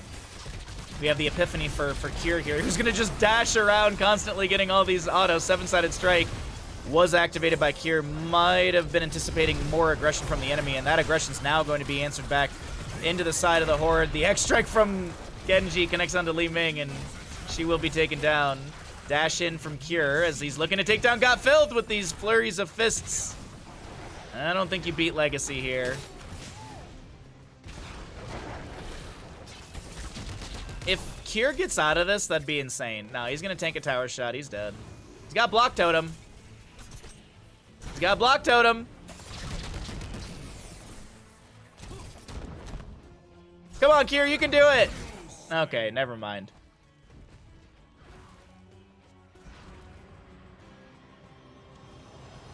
Blaze is a Dominion criminal? Oh, is he? Wait, but aren't the Dominions the bad guys?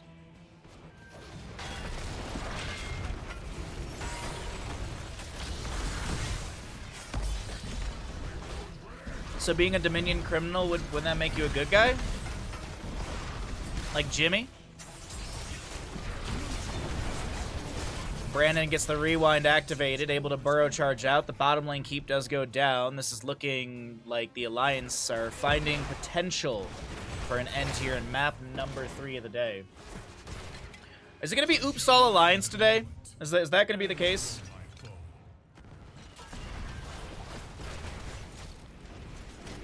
Jimmy's bad, he shoots people, but like everybody from every faction shoots people in some way, shape, or form.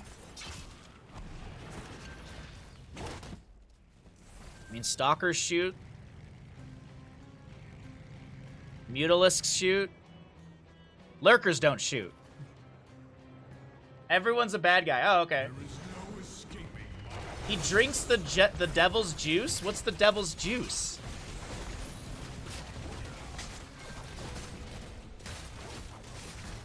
Everyone in StarCraft is bad except Science Lady. Isn't Science Lady like the worst?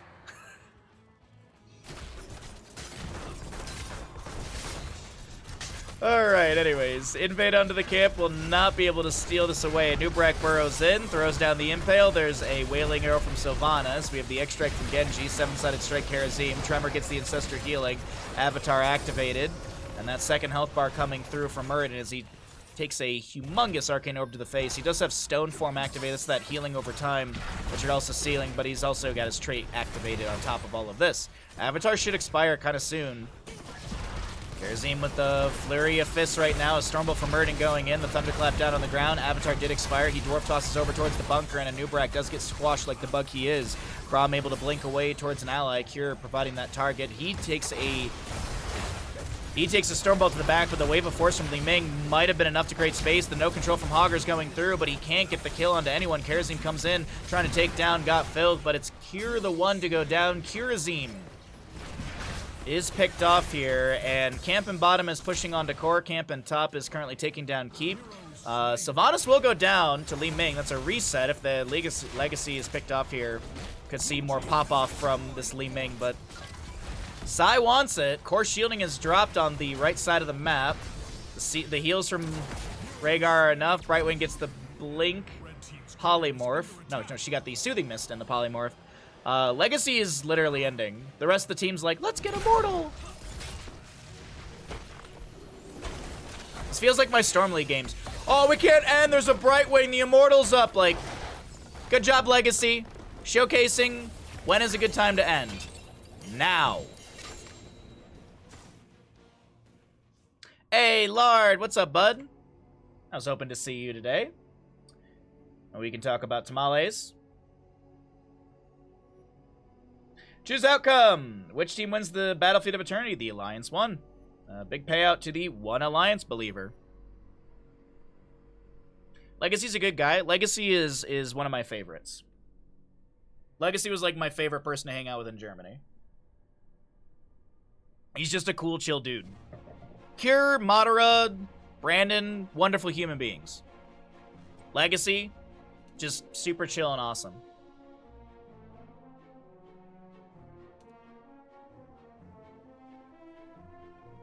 Any good Christian knows that alcohol is the product of the devil. Oh, see, I was thinking, you know, because like there's the devil's lettuce. So I thought this was some sort of cannabis thing.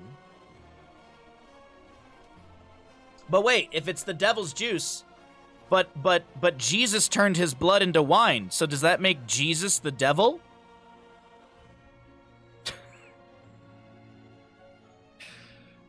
Oh man. How you doing, Vandal? I managed to get good-ish sleep last night. We are dropping subs rapidly today because I think we are just past when the subathon happened last month. So I think today is the 30 days from the subathon. So that's where we're seeing drops in our sub count quite consistently. So I'm gonna try and update this throughout the day, so that way it's relatively close to our sub goal here. Kind of feel bad. Water into wine, dude. Yeah. He's the devil. They're brothers. Oh, is that it? All right, let's get set up for the next map. We've got that all rolling out. We're going to Towers of Doom.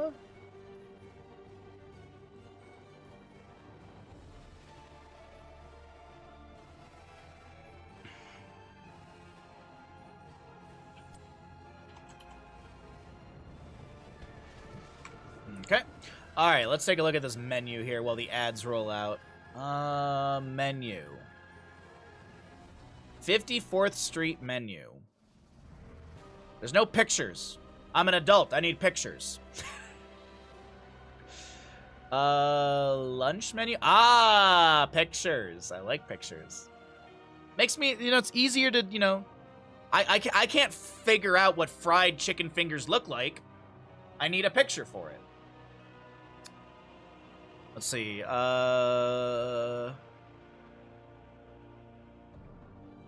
looks like a pretty decent place.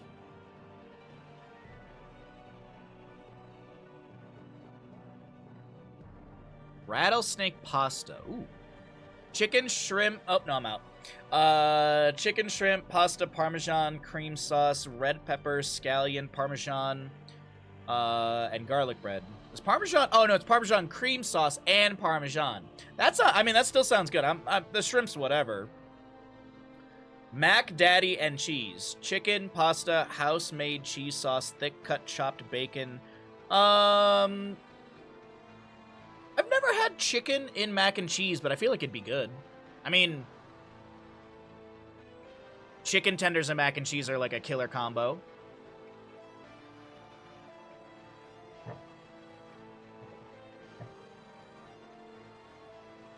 I have a cooler trick. I can turn a full bottle of alcohol into an empty bottle. Yep, I think a lot of us are good at that trick too, Kaimo. I like that trick. That's a trick I learned in university, and I actually learned in high school, and I got better at it in university. I can turn root beer into a float.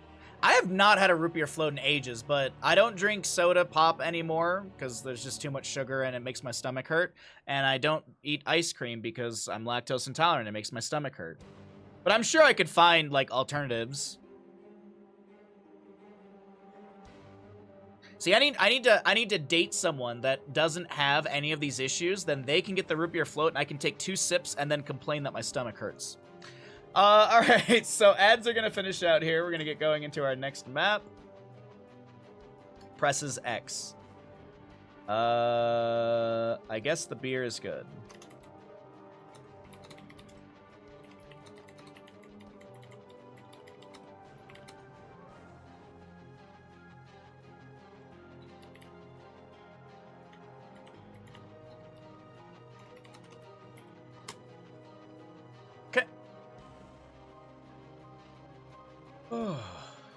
Did you know that a can of diet soda will float in water, but a regular Coke will sink? Who the hell's that? That's not what's his name, the grad student. Nah, I graduated. Must be the new one. New one. That's supposed to be a Prime sub.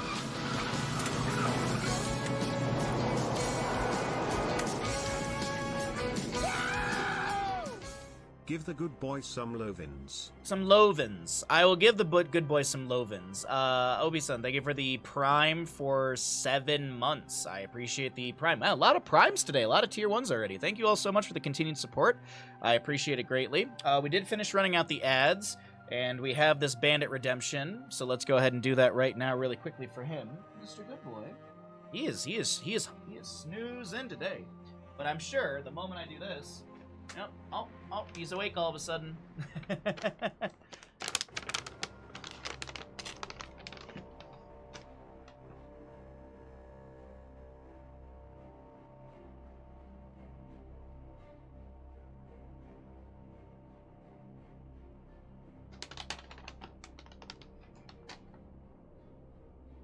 You heard the bag, of course he's awake. Yep. Thank you for the redemption. I appreciate that. Thank you, thank you, thank you. And also thank you for your Prime. A lot of places you can be using your Prime, but thank you for using it here. I didn't even go fishing today. I haven't even gone fishing today, and just Primes are just flopping up in our boat. Nicely. Nice, nice, nice, nice. Alright, let's go ahead and get into it. Another map. Twitch prediction will be going in just a moment. Which team wins Towers of Doom? The Alliance versus the Horde, a 5-minute gamble. Here we go. Prepare yourself for battle, heroes. Welcome back into the NA in-houses. We're here in map number 4 of the day. We have got the Alliance on the left with Akir Sylvanas, Legacy Brightwing, Yeboy on Jaina, Tremor Johanna, and Porky Leork. For the right side, it will be a Liam Blaze, Brandon Varian, Cy Falstead. Got Phil to play Hanzo, and June will be on the Lucio. Excuse me. Alrighty. Someone give Baha an Optimus 5, Prime. 4, 3, 2. I didn't get that until I literally read it out loud. I was like, why are we talking about the Autobots?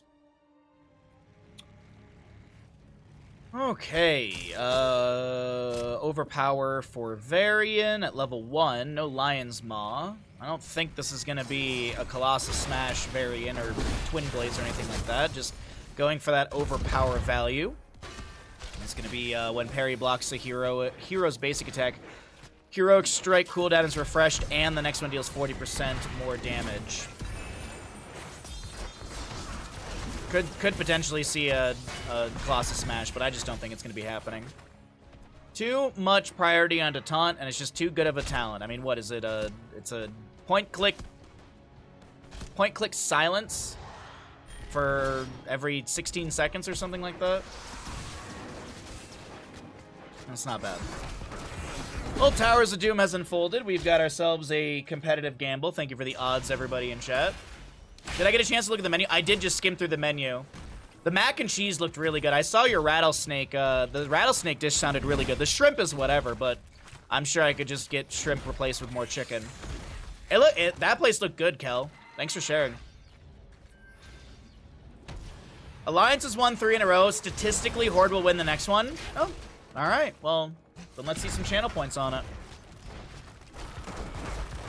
Cure and Porky push up top lane onto, push the sappers into top lane, fort front gate, and they're going to drop this down quite quickly with those black arrows activated. Minion wave will finish out that last tower. Sai a little bit low on the Falstead. Brightwing comes in with a phase shift. Porky's going to get a mace to the face. Sai gets the flight on out, but Liam, he's fine. How do you gamble on mobile? You push the little thing where the channel points are.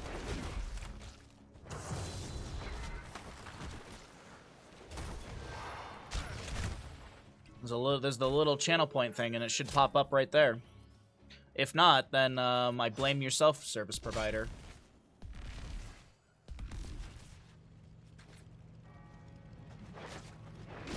Okay, we got Sapper Camp on this left-hand side. That'll be grabbed for bottom lane. Hanzo's got Explosive Arrow, so yeah, it's a 1.25 second silence. Every 16 seconds with a mana cost of 20. It's just, yeah. Hard to pass up that simpleness. Leork does go down in top lane. I apologize. Thought there was going to be maybe a gank onto Hanzo in bottom. Not the case whatsoever. He's dropped low. Black Arrows from Sylvanas will be coming through as well. One Sapper makes it in to the north tower. 2 Sappers into the bottom. And another fort front gate has been taken down by the Alliance. Go forth and claim the altars in my name. The Raven Lord demands it. A little bit of damage. Ooh, good taunt onto Brightwing here. Legacy Soothing misactivated, but Falstead still gets the kill. Maybe there's a trade. Subdue from Johanna slowing down the enemy, and Falstead is going to be picked off here. Now June, he's going to sound wave back the enemy, a scatter off the wall to maybe take down Cure. But Godfilth can't land those extra arrows. Leork on the top right of our minimap. Looks like he's being delayed out by Blaze. No channel down on the low side of this map. Mr. Bandit, you being alright? Yeah. I think we gotta clear your ears after stream today. June going for the channel here. Tremor steps in. Taunt on to the Sylvanas on the north side of this. Yeah, boy drops a Blizzard, but still will be Sylvanas being dropped. Falstead gets the right side. It looks like Porky got the wait a minute. No. No. Liam got the left, and we actually have Sai getting the right. So that's 8 shots into the core of the Alliance. The Horde, right now, they're dangling. They're angling for that potential 40-0. There's a flight down from Falstad. Tremors low here. The 40-0 dream is alive, ladies and gentlemen. Not very often do we see this. And, all right, that's going to be 12 shots into the core of the Alliance. Your failure will soon be complete, usurper.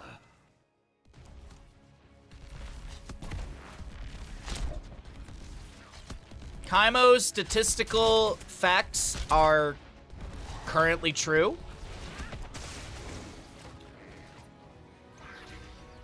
Check into top lane over here. This is going to be Porky Cure just grabbing another camp for top lane bell tower push. Falstad throws a hammering in. It is auto attack Falstad. He does have secret weapon level 7, which does give more hammering range. Sylvanas in top lane is going to push up the wave. That laugh right there means the boss is up. It also means it's 5 minutes in game time. We're going to cycle through the other numbers, get an idea of what the damage healing experience looks like here in map number 4 of the day, as the sappers in top will not be able to take down any, well, won't be able to get any charge value. Porky is trying to pressure onto the Falstad, who barrel rolls out, but yeah, this sapper wave is cleared out easily.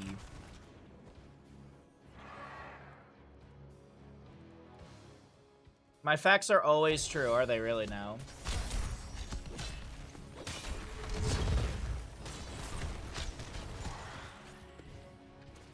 You're also a factologist? Oh, good to see more factologists in chat.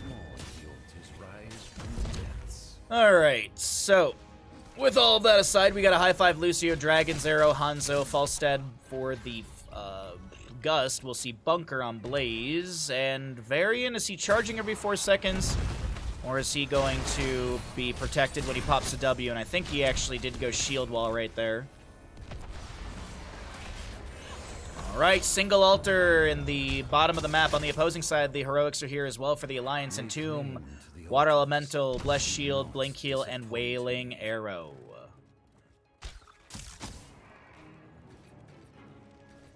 Yep, there's the shield wall. Alright, everything's up and available. Falstad, Leoric are brawling out in mid. Hanzo's done with Simple Geometry level 1 just now. Yeah Boy is looking for a channel. Delayed once. Brandon looking to step in. Gets hit with a blast of damage from Jaina. Blizzard comes down, so does the Bunker. Bunker gets chunked a little bit low. Porky on the right side, trying to find some sort of setup with an Entomb. Doesn't like the angle, starts to back off towards the allies. Water Elemental below 50% on duration. Falstad has a bit of an awkward rotation into this fight, but he backs off towards the allies. There's the Entomb. The Gust does push back the enemies. Brandon mounts up. Single altar still in the bottom of the map. Is there some well taps happening here on the right? Yes. Johanna. No, the dream is down. No, the dream! Your powers will brave you, like all the others. The 40-0 dream is dead.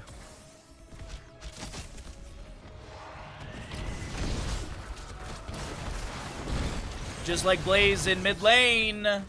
Nice Bless Shield to lock him down in place further. Falstad flies over towards top lane to grab the minion wave. This Sapper camp will not be stolen away.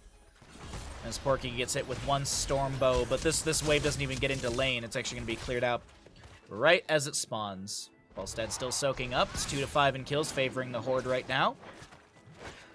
6,912 nice stackage for our Jaina currently on her baseline Fingers of Frost, or the improved ice block. There's a black arrow from Sylvanas to lock down the tower, trying to dive onto Varian. Lucio pushing off and wall riding through a few, or excuse me, pushing off into a few enemies as a Dragon's Arrow connects onto 2. There's an Iron Skin from Johanna, but the layered CC is in play for Yeah Boy. The taunt from Varian collides as well, and Jaina does go down.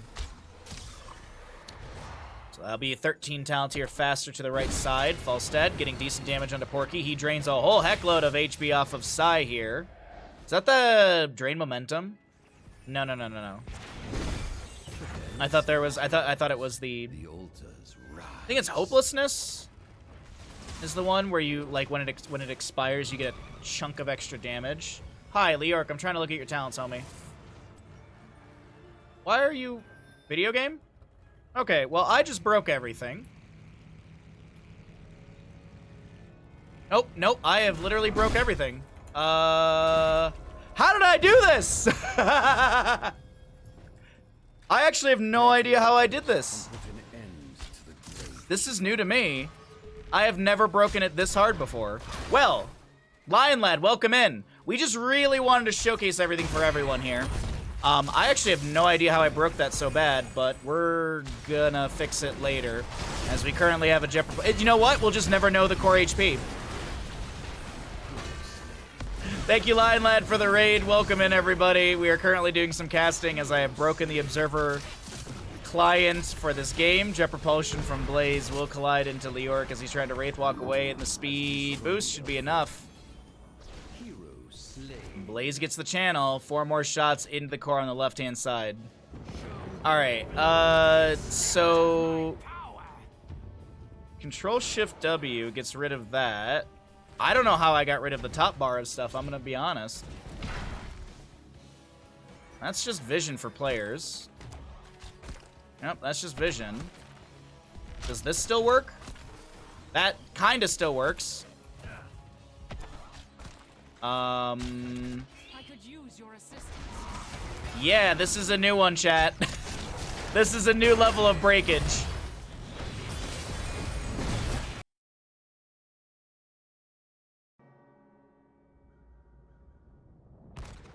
Lion Lad, I'm very mad at you. Lion Lad, I'm very mad at you.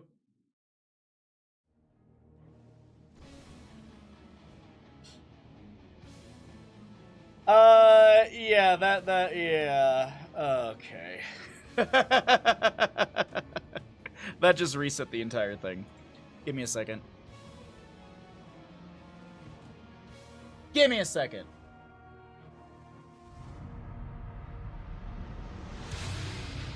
Welcome. Oh, there's one way to fix this. All right.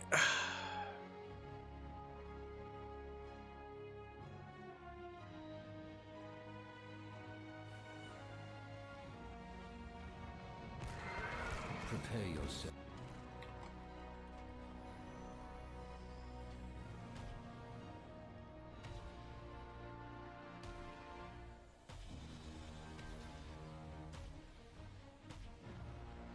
It says static interface. Well, it reset the entire game. As I said, that's the first time I've ever broken it that bad. So, something very much broke in the background.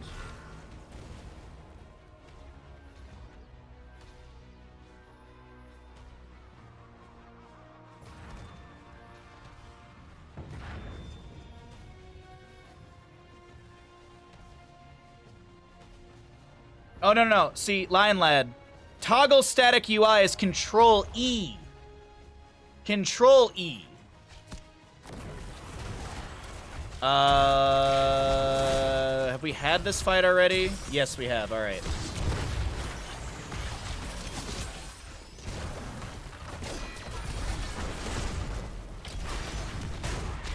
When in doubt, do the above.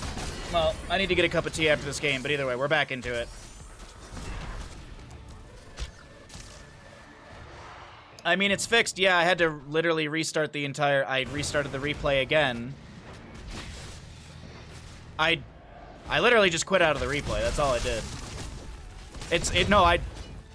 It was not because I pressed Control E. It was because I just reset everything. I quit and reset it. When in doubt, exit out. All right, here we go. Back into it. We have got ourselves a single altar in the center of the map. We will be having 13 talent tier advantage over to the right-hand side.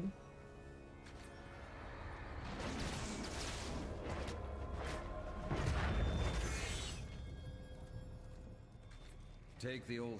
All right, so Shattering Throw for the Varian was the level 13 pickup, so no healing debuff from that. We've got that Collision Course for Blaze as well. Well, False Stab with Sustained Winds. Little poke onto Porky right now. He Wraith Walks right back into Brandon. Water Elemental summoned by the Jaina. Currently have a Jet Propulsion from Blaze. Dragon Arrow to follow that up as well. And that'll be Brightwing Sylvanas going down. An Entomb from Leoric has been summoned, but so does Bunker from Blaze. Unfortunately, Varian can't get inside of that. Sai with the Gust pushing some enemies away. High five Lucio trying to get out of this. At least trying to help out this Trying to help out Got Filth right there. And Liam gets the channel. It's going to be 5 shots into the enemy core. 23 to 36 in core HP as Johanna converts the bottom lane bell tower and will be able to hearth out. What's up, Ninja? Alright. 25 to 36 in our core HP currently. As God Filth will poke onto this fort, but without a minion wave, it's just kind of awkward. Never outmatched. He has explosive arrow level 4. Even that, it doesn't matter. There's no minions to go off of.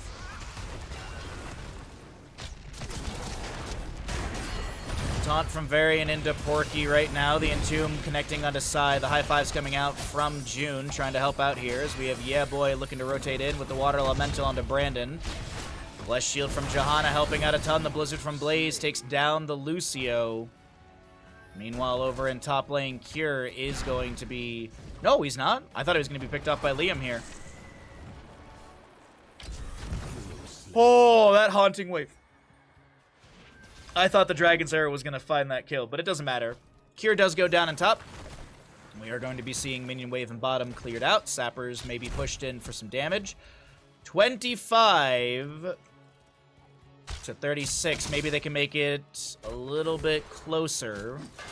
I don't think that's going to be happening right now. I don't think these Sappers will be pushed in. There's just too much poke damage between Hanzo, Blaze, and a little bit from Varian as well. So no reduction of enemy core HP. We'll see top left and right bell towers summon soon. Jet Propulsion from Blaze to follow up the taunt to Varian. The Gust from Falstad comes through as well. The scatter off the wall, and Varian finds the last little bit of damage. Varian also getting the secondary kill onto this Jaina. Blessed Shield from Tremor as a disengage tool. Leorc, though, is set up in this top right. Blaze should get here in time for a delay. Has destroyed a fort. Twin Flame should delay once. And swift heroes. V Rising has got a solid grasp on you. Oh, is it like that's like 1.0 or something like that released, right? Oh, they get the left delay as well. Wow. Quite surprised by that. Thought Sylvanas would have had that, but I guess the flight up from Falstad was enough. Or was quick enough. So this is going to be 8 shots into the enemy core. Leorc goes down in mid off of the minion wave, but I'm assuming Hanzo had the vast majority of that damage. 21, it's actually going to be even less. Dragon's Arrow from Hanzo coming through as well. The fight does continue. A Wailing Arrow getting a massive silence onto the enemy. Brandon backing away, and I guess they're not going to get this last channel over here on the left-hand side. Leorc is still dead for 16, but seems like they're not going to go for it any further. Oh yeah, the Castlevania thing. Yeah, I remember that now.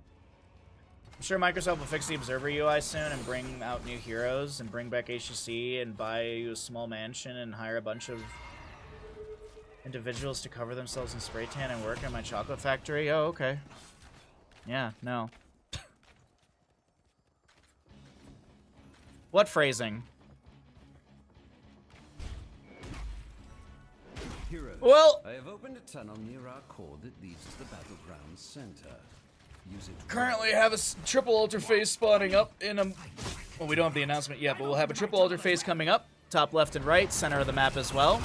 Black Arrow from Sylvanas activated. 1, 2, 3 Sappers do make it into the bottom lane fort. The Bunker from Blaze will be coming down as well. A taunt from Varian into the enemy team as a Jet Propulsion's denied by Jaina right there. A nice gust from Falstad takes down Cure on the left-hand side of the engagement. Dragon's Arrow finds 2 more as Leorc does go down as well. Falstad auto attack still raining in onto Tremor. Legacy blinks over, gets the polymorph onto Falstad. The high five from Lucio as the Jet Propulsion is denied by an ice block of Jaina. Meanwhile, though, Johanna on the right is going to go down. Legacy can't get the phase shift through in time. Able to blink away over towards the Jaina. Well taps to be had. Legacy gets the polymorph, but there's still just pressure being applied. Legacy so very low. Blinks over to Yeah Boy. The scatter off the wall takes him down. And now a lone Jaina to try and get some sort of counter kill. It's not going to work out. Team kill! Picked up by the side of the Horde as they don't lose a singular member. Porky has respawned. And this triple altar phase, 10 seconds to go. I think this is looking like a devastating objective phase for the members of the Alliance. Oh, wait. Porky in mid, or bottom? No, he's fine, okay. Wraith walks out. Falstad gusts with the wind tunnel into the corridor. Just not even having it. Not even having the delay. All right. It's 60-second cooldown. It's whatever, but it's just funny to me. And they're going to go for boss 2. This is going to be a very significant objective phase. Holy crap.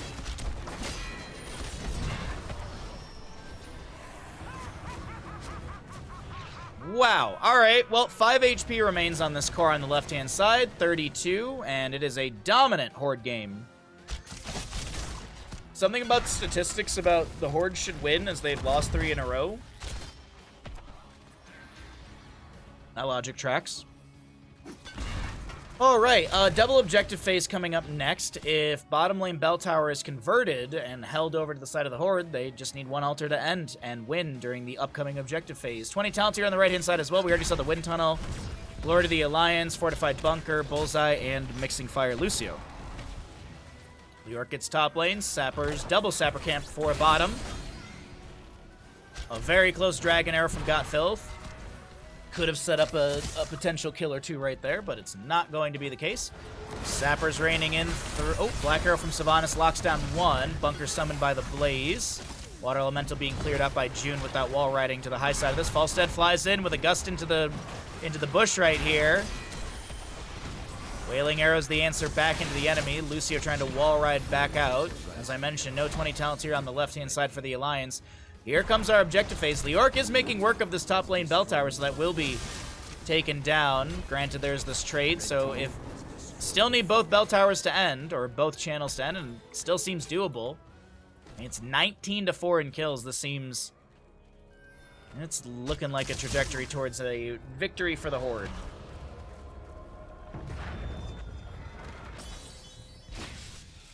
The time is now. Good scatter off the wall right there. Falstad gets the channel uninterrupted. Wind tunnel up in 15 seconds. A delay onto Sylvanas just above this. Cure is going to be delayed again. It looks like they're just going to let the enemy team have this channel, delaying out a couple times here and there. But it is going to be 1 to 28 core HP. Bolt of the Storm Sylvanas. We've got Invisible Friends Brightwing, Wintermute Jaina, Radiating Faith for the Johanna, and Buried Alive for Leoric. No need to really no need to step into the enemy team right now. It's just wait for the next objective phase. See some pings on the mid lane fort. Falstad pokes out with a hammering. Black Arrows from Sylvanas will lock this down, but they don't really care. I mean, they just need one shot. And the next objective phase will be a mirror, or will be the exact same thing as we previously saw. Center and bottom. There we go. Repeat, not a mirror. Blessed Shield from the Johanna to start things out. The Buried Alive will connect onto Hanzo as he gets deleted by Johanna. High five Mixing Fire from Lucio. As the Horde hold in bottom lane around their bell tower. Varian protects. That's going to be a lot of damage onto Tremor, but able to get the phase shift from Brightwing. Brandon trying to get inside. Unable to get away here, and things are getting a little awkward. Wind Tunnel from the Falstad pushes people away. Maybe Leoric can be taken down here. Doesn't look like it. Mixing Fire, high fives from Lucio applied to the enemy for that healing debuff by 50%. The altars rise again. This is awkward. This is really awkward. So they're going to top lane immediately. The barrage is going to start with Porky taking down mid fort. No, he's actually going to go to top and try and delay things out here. Allies in the minion wave will take that down. Porky's here, but I don't think he can stop this bell tower conversion. He goes for an entomb. It does not land. Johanna's here. Blessed Shield is up and available. Blaze trying to take this down. It's a very low... Okay. And Sylvanas is getting the channel? No way. If the Alliance... Oh my god, no way. Not like this. Not like this. It's like after the sixth shot from across the map, the fire rate increases. Oh my god, this is so awkward. Are we at the faster fire rate yet? Wind tunnel into the wall. I'm literally just staring at the minimap right now. Fire rate's increased. The fire rate is increased. You can now see before it even collides. No freaking way. No way. No way on this. Are you serious?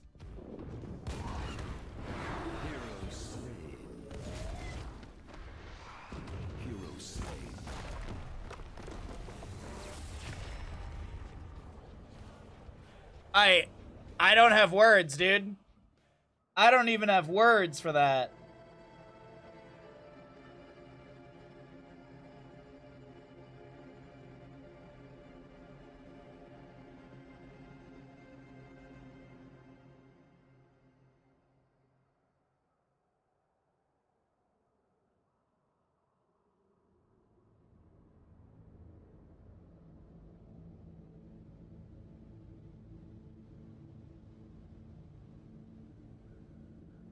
Whew!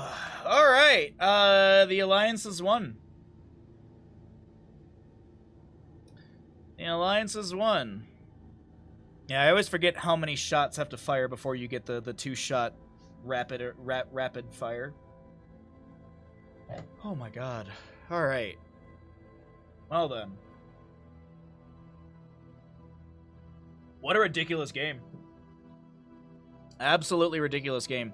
Alright, let's get set up for another map.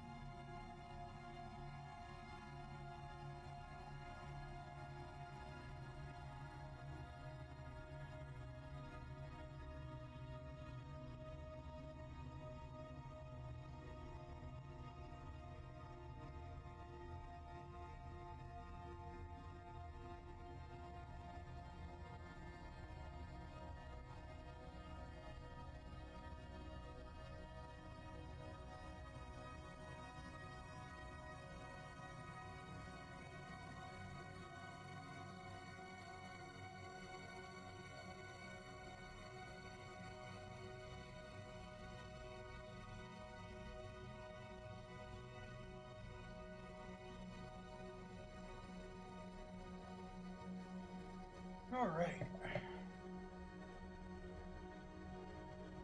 That's...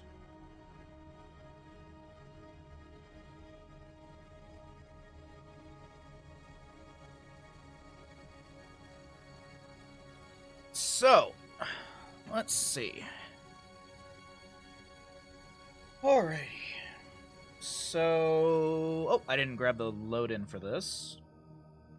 Where are we in the list? Alright, we're going to Tomb next.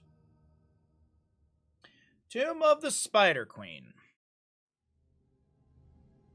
Alright, I'll let that steep a little bit more.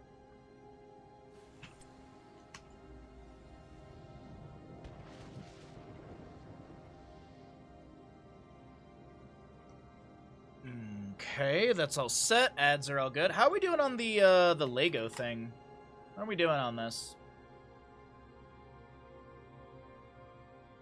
How are the results looking? Nope, still in favor of the Piranha Plant.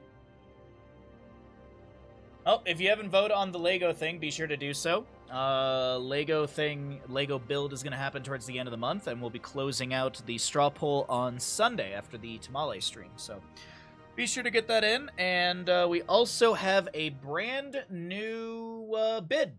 We have a brand new bid, exclamation bid 9, We have this painting up for bid. If you'd like to bid on this painting, you can follow the link that's in Twitch chat. It's a wonderful painting. Really nice. Nice winter scene here. It was actually pretty good. Turned out really, really good. So, yeah, if you are interested in bidding on this painting, you could bid $1 if you wanted. Doesn't mean I'll accept your bid, but you could. Anyways, into the games we go.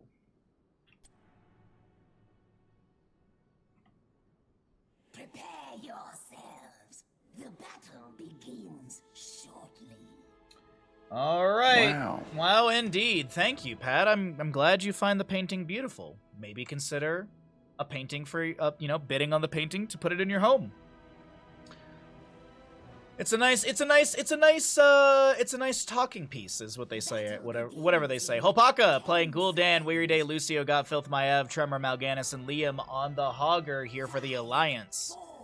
The Horde on the right-hand side. They have not won a map yet today in these in-house games. Kier Vala, Sai Genji, Porky Tyrael, June Anduin, and yeah boy playing Blaze. Fire at Will Vala. We do not see this very often. I'm excited to see how Kier is going to stack on this. I live in Canada. That's just my... Oh my god, no way! June, Leap of Faith, saves Sai. Weary Day, I think, was considering chasing down the Genji. And won't be able to do so. Shatter the metal spiders. Bring the gems of Wait, but my Pat, Toronto doesn't have any mountains. Toronto's the only major city that I know in Canada, because that's where my my aunt and uncle live, and we would go down to, not down, but we'd go up to Toronto from Detroit like a couple times a year. Because it's like a 4-ish hour drive. Sai does get the kill onto Weary Day right there. And Vala taking down Lucio. Vala will take, excuse me, Vala getting the last little bit of damage. But either way, help from Genji coming through onto all that. We got Chaotic Energy for the Gul'dan. We've got a big gamble on the Alliance, which is not surprising. But you know, excuse me, statistically the Horde should win here, right?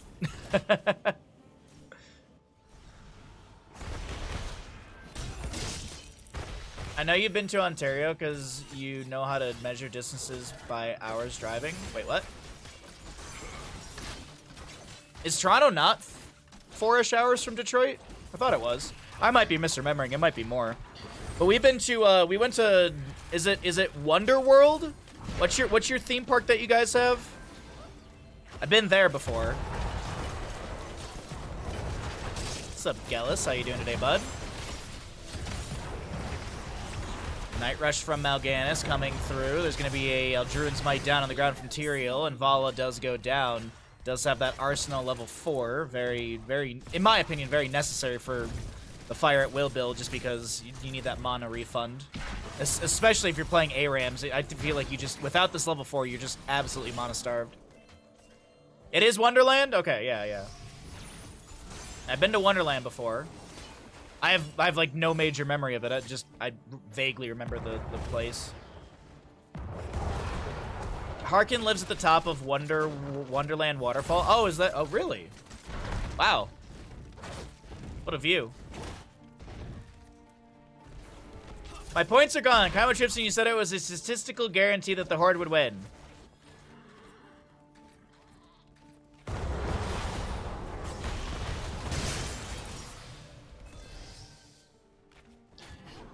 Oh, Vala vaults out of top. Tower shots will zone Tremor back.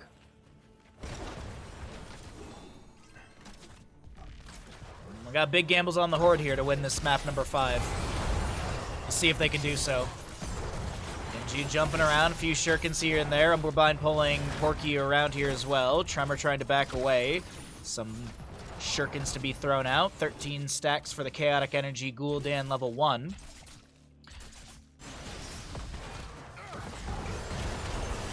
Nice loot horde thrown on the ground.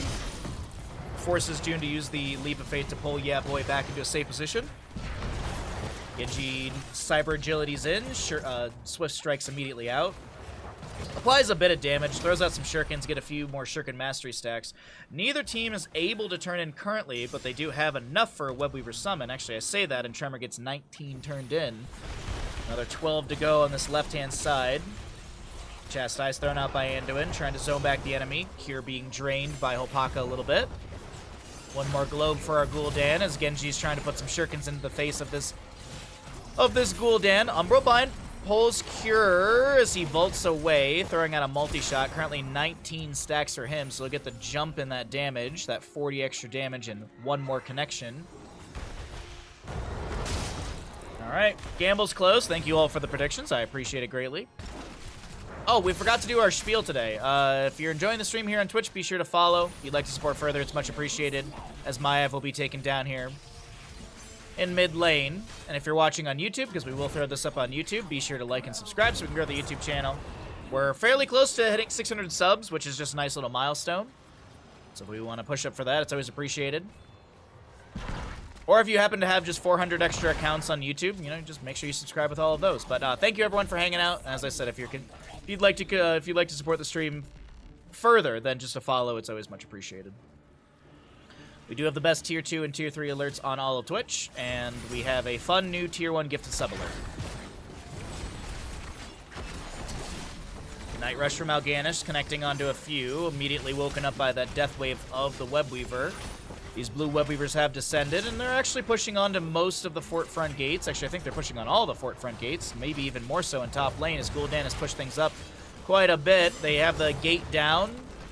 Fort is taking decent damage. Night Rush from Tremor to zone Cure back. Cure having some decent wave clear with that multi-shot build. Anduin will go down in this mid to top rotation, or top to mid rotation.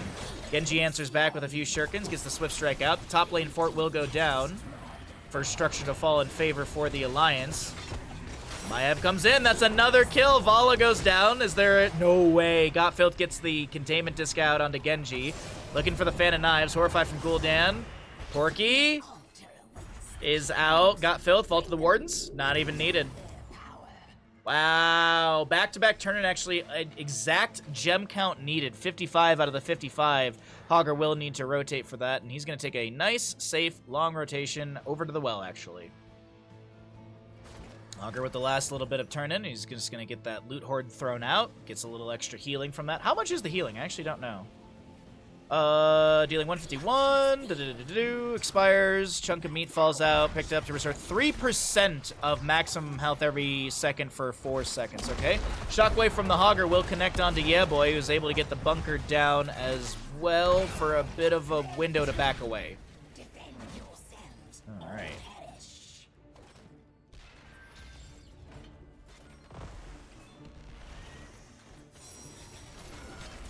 Jumping in, trying to get some shurikens out onto the Webweaver here. 49 stacks on that shuriken mastery. No level 13 for shin gun value. Second phase of Webweavers to the side of the Alliance, pushing in through all 3 lanes. Top lane fort, as I mentioned earlier, did already go down. Blaze is managing that Webweaver. Fell Claws onto Porky here. Good chunk of damage from Gul'dan. Corruption. Chaotic Energy, by the way, at level 1. That glow build is completed by Gul'dan. Containment Disc went fishing for an enemy, just to the side of Sai, I think. And mid fort is absolutely taken down. Bottom fort did go down, I believe, during all of this as well. And Webweaver pushes up into mid, but I don't think they're going to get much more than maybe some... Wait, hold on. Carrion Swarm activated. That's some decent healing. Fort front gate is... or key front gate is blocking Tremor from advancing further in. The minion wave is pretty decent still through mid. Blaze manages bottom. And Cure, oof, lot of echo corruption, or a lot of corruption damage from Gul'dan. But 20 out of 60, a quarter of the way. Yes, quarter of the way. No, a third of the way. There we go. Sorry, math. I was like, this is not right. 1/3 of the turn-in held by the side of the Alliance. On the opposing side, the Horde, they do have enough. They actually are in the territory of back-to-back, if I'm not mistaken. They need 14 to go in right now. Gottfilth with 1 delay. Containment disc on to Tyrael. Silence will persist for 1.5 seconds. Genji jumps in with the light bomb. The Horrify from Gul'dan activated as well. Currently, Porky split on the left-hand side of this. Gets the Eldrune's Might out, but not able to get the teleport. A nice chunky, like, 9 seconds off the death timer right there. Very significant explosion trait value. But with Tyrael dead, seems like no one will be angling, dangling, or fishing for a turn-in on the side of the Horde. The Alliance going for a boss. Is it Oops All Alliance Day, chat? Did I mess up?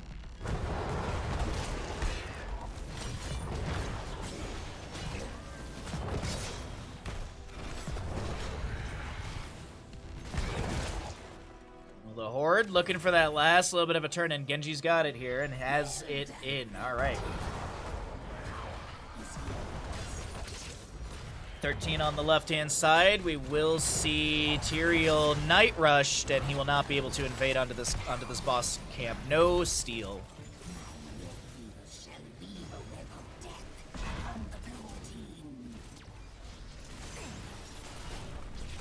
Okay. Webweaver's pushing in. Boss in top lane managed, but while the boss is being managed, this will be Webweaver in mid cleared out. It gets little to no value. Webweaver in bottom is fairly far back, and Webweavers naturally lose health over time. Top lane Webweaver managed as well. So this Webweaver phase, it doesn't do a whole lot. 27-32, so they have enough for another turn-in, I believe. Math is looking okay on that. And this doesn't really push up the waves too much either. I mean, I guess top is pushed in, but it kind of, I don't know, this feels... Doesn't feel like there was much macro management from all of that. Let's see if that actually, the back-to-back turn-in potential can be achieved, and if it actually pushes things up enough. Shockwave after the X-Strike from Genji, Leap of Faith and Deflect activated. More multi-shots out from Cure on this Vala, currently 45 stacks. Light Bomb from the Anduin onto Genji as he Swift Strikes in and takes down the Gul'dan. Sanctification from the Tyrael will be coming out as they force a fight further through mid lane. Tremor with the well tap trying to Fell Claw out, but yeah, that's the call for turn-in. Not bad at all. All right, so there's the red Webweavers descend again, and it actually looks like the waves did get pushed up a bit here. Bottom lane's still kind of far back, but maybe the Horde can actually start to rally here in this map number 5. Containment disc onto Anduin. Cure getting chunked here, trying to get away. Fell Claws from Mal'Ganis. He's got less than 200 HP, but he's healing up. Nope.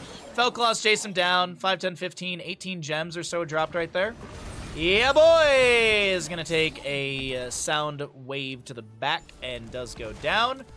Weary Day with that kill. 8-4 in kills, and the Alliance continues to be victorious here in this series as they shut down this Webweaver phase. I would say completely. This Webweaver phase maybe gets some damage onto the fort front gates, but all in all, very well done from the Alliance. Can anyone kill this team? It's not even a team. Like, that's the thing, too, is they keep rotating different players. Is the left side better than the right? Is that why I lose Storm League games? That's the only logic I can find, right? It has nothing to do with draft, nothing to do with players, nothing to do with maps. It's all about what side of the map you're on. If you're on the left, you apparently win. Leap pulls Porky out. Spirit of Vengeance not reactivated. And it looks like Webweaver turn-in for the Alliance is good to go. 59 in the pockets. There's already 8 turned in, and 60 are needed. Level 17, not 17 talent here. Level 17 picked up by the Alliance. Half a level to go for 16 for the Horde, and no invade onto the camp. An attempt was being made. The rotation was in play. It's like enemy team killed the Zod. You know, their chains are statistically longer.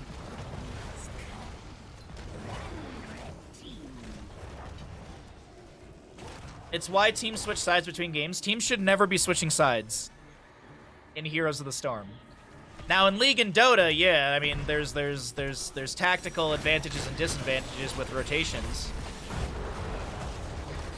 Roche Pit, the Baron Pit is, you know, the Baron fight entry is, you know, if you're coming from the top side, you have that back wall. So I mean there's advantages in League and Dota, but in Heroes of the Storm, I mean.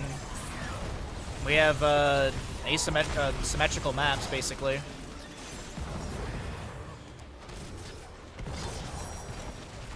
So there shouldn't technically be any advantages, but yeah.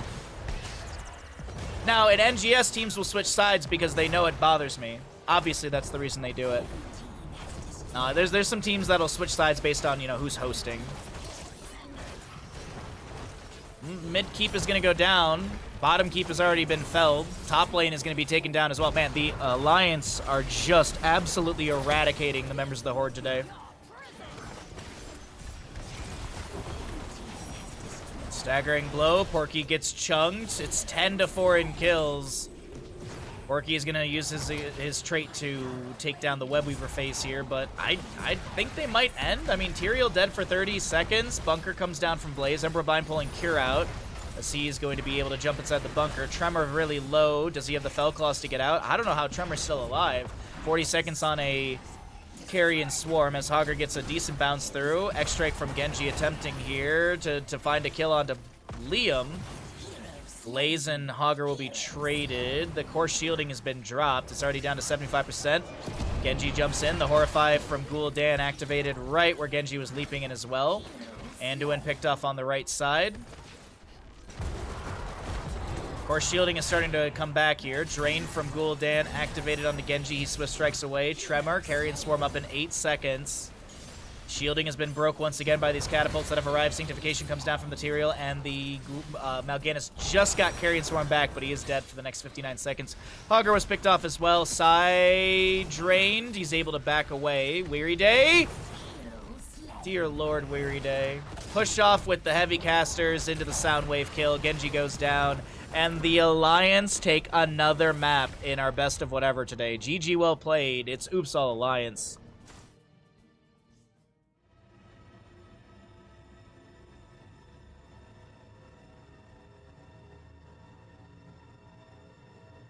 Oh, Cure, nicely done, dude.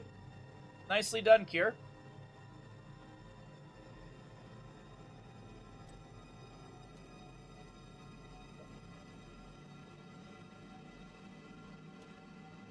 Good job twice, Cure. Double nice. 69 stacks and 69,000 damage. Very good.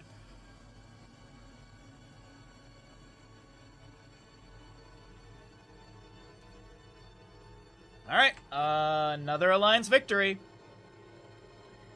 When will it end? When will the Alliance stop winning? I don't know.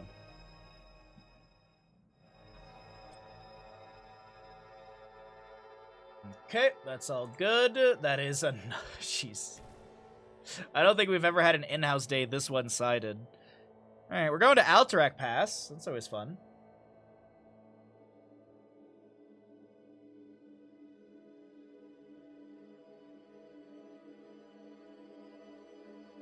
Okay, there's that. That's all good. We're ready to go. All right. What else can we talk about? We've talked about the Bid 9. We've talked about the Lego stuff.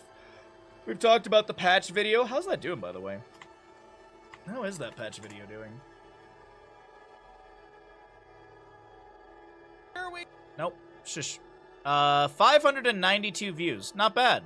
We have 596 subs. So we're just 4 views shy of the amount of subs we have. Oh boy, man, you like growing the YouTube page has just been absolutely such a struggle. I don't know what else to do to grow the YouTube page. It's just been, I mean, just growing in general has just been such a struggle. Got to figure that out. Oh, we will have a giveaway sometime this month as well. That's a nice way to trick people into watching my stream.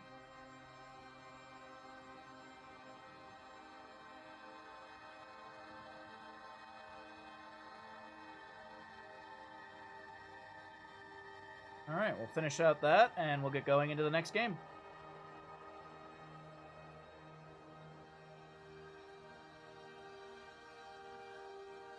Good stuff.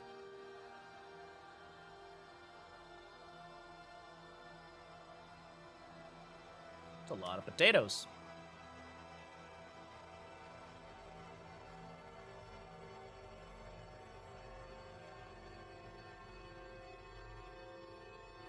Alright, so that all looks good. That's all set. We're just waiting for things to finish out. Well, how's everyone's day? How's everyone's day do? How are you all doing today?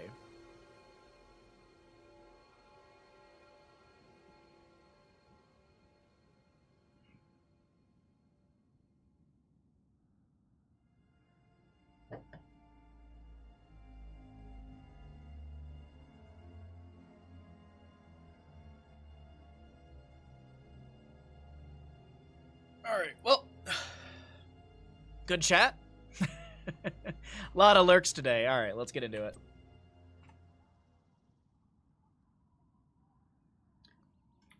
Which team wins Alterac Pass? Which team will win Alterac Pass? We get the Alliance versus the Horde. Thematically correct for this map. Let's go ahead and get into it.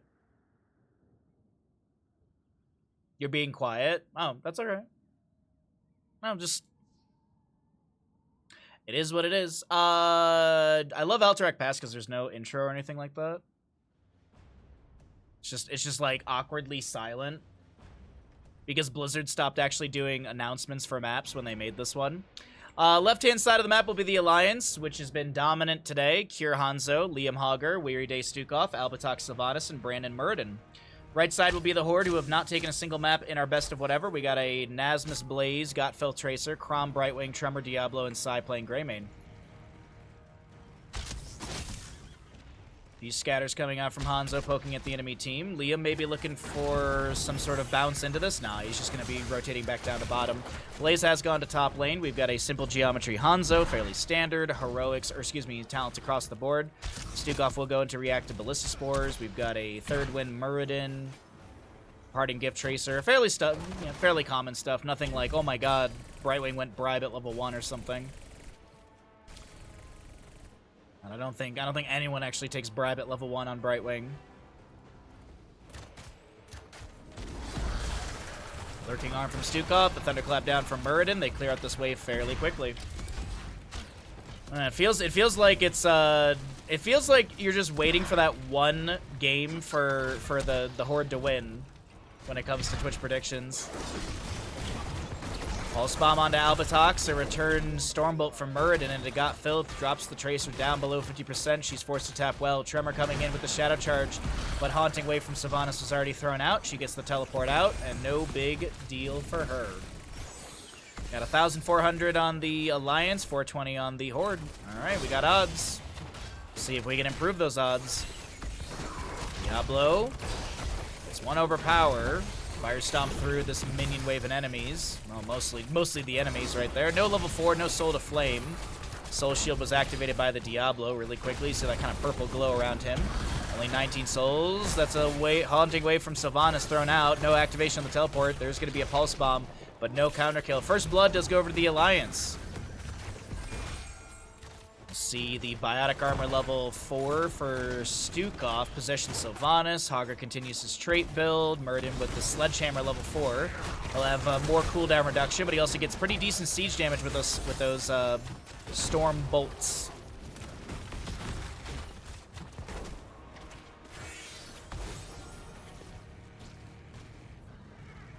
Nope, no rotation in from Greymane. Just going to move back towards mid here. A little staggering blow from Hogger as he spins on out. Greymane gets some damage. Diablo lands a Shadow Charge, no collision into the wall. And Liam throws down an easy throw dynamite, backs away. Might Hearth out. He's actually got full rage. He's going to save that rage. He's going to move over to this camp 5 seconds early, but as I mentioned, that rage is full for Hogger, so he's going to get decent damage around this camp. Staggering blow. There's going to be the short distance loot horde. Itty bitty bounce right there from Liam. Gets great damage onto this camp. Over on the right side, Sai is working on this as well with the help of Blaze, just to speed it up, just because objective phase is up and available in the top portion of the map. Diablo down towards bottom is going to overpower Shadow Charge onto Brandon, who's able to just mount up and back away. Alright, well, Black Arrow from Sylvanas to be thrown out, but it doesn't seem like they continue to pressure through this bottom lane. Yeah, Black Arrow's activated by Sylvanas. She had that Shadow Dagger applied to the structure. Actually, is Tracer caught out here? Alliance with a second kill. They'll get into 7 talent here faster. Tremor is trying to get away. He's slowed, but he is not going to be taken down. A Stormbolt will connect onto Greymane as well. Meanwhile, Brandon is making quick work of that last Null unit. There's one more here in mid, taken down by the shots of the tower. Looking back over in top lane, looks like Kira and Nasmus have been having a bit of back and forth. Nasmus going to heal up off the ignited oil slick. And Kira trying to poke onto him. Does have that simple geometry level 1, but also never outmatched. Reduced the scatter arrow mana cost from 50 to 30. Basic attacks against heroes lower the cooldown of scatter by 3 seconds. What is the baseline scatter? Is it 12? It's 8 seconds, okay. 12 seemed like way too much. Greymane clears out bottom. We've got Nasmus jet propulsioning away. 8 seconds on a camp on the left-hand side. Liam might split off for this immediately. Alright. Gamble's closed at 1,400 to 840. Nicely done. We got odds. As I said, Liam grabs this camp. Greymane on the right is waiting for his. So there's a couple second difference on these, but it's not that big of a deal. Murden throws the Stormbolt back and is unable to, or is able to back away. As I mentioned, he did not... Oh, he did go into trade at level 1. Sorry, I'm just all over the place with the Murdens today. Weary Day, Alpatox in bottom lane with Black Arrows applied, and Minion Wave here will be sieging through this fort. The Black Arrows expire, but the Minion Wave getting decent damage. And this will be fort confirmed in bottom lane. First structure to go down in favor for the Alliance. Once again, Alliance being dominant. Cure maybe caught out in top. Not really caught out. Thought he was going to maybe get burned down by Blaze. But with Augur showing up, that alleviates Cure of his duties. He'll be able to hearth out for full. 10 talents here, almost here on the left-hand side. A little bit faster for the Alliance as they have those extra kills. Murden Dwarf tossing in with the Stormbolt. Fire stomps out from Tremor. Polymorph onto Stukov as 10 Talontiers here on the left. Avatar, Wailing Arrow, Massive Shove, Shockwave, and Dragon's Arrow for Hanzo. Right side about to get their level 10s. Tracer's got a Pulse Bomb ready to go. I'm assuming she'll go into Sticky Bomb. It's the most common that we see from Tracer players. Bunker for Blaze, Blink Heal Brightwing, Apocalypse for Diablo, and then Curse Bullet for the Greymane. There's the Apocalypse activation. Murden will be the target, getting hit with that Sticky Bomb. Activates his Avatar. Healing Pathogen applied by Weary Day. And there will be no kill into Murden, but they do get that Avatar activated. Oh, look at this. 8 seconds on a camp. Liam's already in position for it. Right side camp, 20 seconds to go. Diablo full on souls, so he's got the reduced consumption post level 10. Nasmus gets the bunker activated. That does cancel out the phase shift from Brightwing. I think that puts it on a 10, doesn't it? Yeah, it does. How come Brightwing can't just phase shift into the bunker with Blaze?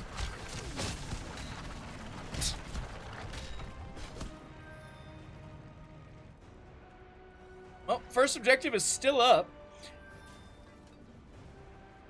30 seconds of channel time necessary from the left. 23 seconds to go on the right still.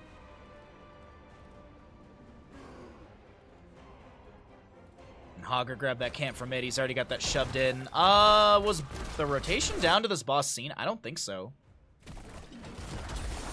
Blaze gonna hearth out over on the campsite on the right side of this. Hogger rotating down. Diablo can't close the distance onto him. And this is gonna be boss finished out before any rotations found. Dragon's Arrow thrown from the boss pit into the enemy team. Brightwing gets CC'd quite a bit. Staggering blow into that wall, but has enough time to phase shift over. Or Blink Heal over to the Greymane. Boss is summoned in bottom. Nasmus in mid. I think he's fine, though. It looks like Hogger goes and works on the objective phase. Jet Propulsion from Blaze not getting a stun, but it just puts Nasmus into a healthier spot in the lane. Wave being poked at. Some scatters from Hanzo as well. Murden Dwarf tossing in. The channel will happen from Liam. Lurking Arm from Stukov. The Jet Propulsion from Blaze pushed back by a staggering blow from Hogger. The Wailing Arrow from Sylvanas connecting onto a few enemies. And the objective is being delayed out, but no counter channel. Apocalypse from Murden, or from Diablo will be activated. Murden gets the Stormbolt just as that stuns him out, and Blaze has the counter channel. 12 seconds to go. Big Jet Propulsion into the Overpower. Brandon gets the Avatar activated. Healing Pathogen applied to him. Liam trying to get out of here as well. Tracer, Pulse Bomb at 45%. Scatter off the wall. Liam gets hit with a Jet Propulsion. If Collision Course was picked up, if 13 was here, Nasmus would have gotten that Jet Propulsion kill. Collision Course would have been the extra damage needed. Dragon's Arrow does get a splash over to Tracer off of the Greymane. Currently have Haunting Wave from Sylvanas to chase down Got Filth. Recall is right next to Albatox, and Greymane does go down as well. This is looking like the Alliance will get the first objective phase of the game, and they're going to go for a boss in top. And they're going for a boss in top. And this rotation isn't being hidden. They don't need to hide it against the Diablo Blaze. Muradin will finish out the objective phase. And Diablo, I don't think you want to step into this. This is really risky. If they get a Diablo kill, that's just, ooh, nice virulent reaction. Phase shift on Anasmus. Shockwave from Hogger going out. Jet propulsion from Blaze trying to get create some space for Diablo to back away. Tremor really low here. Sonic Arrow, 200 and something HP. No kill onto Diablo. No souls to reset. That's got to be a bit of weight off his shoulders as he's going to hearth out here. More scatters coming out. Diablo's like, maybe I need to get out of here a little bit further before I hearth, and Nasmus will be taken down. Blink heal from Brightwing allows Diablo to be, well, it just gets Brightwing to a better spot. Diablo was already kind of out of that engagement.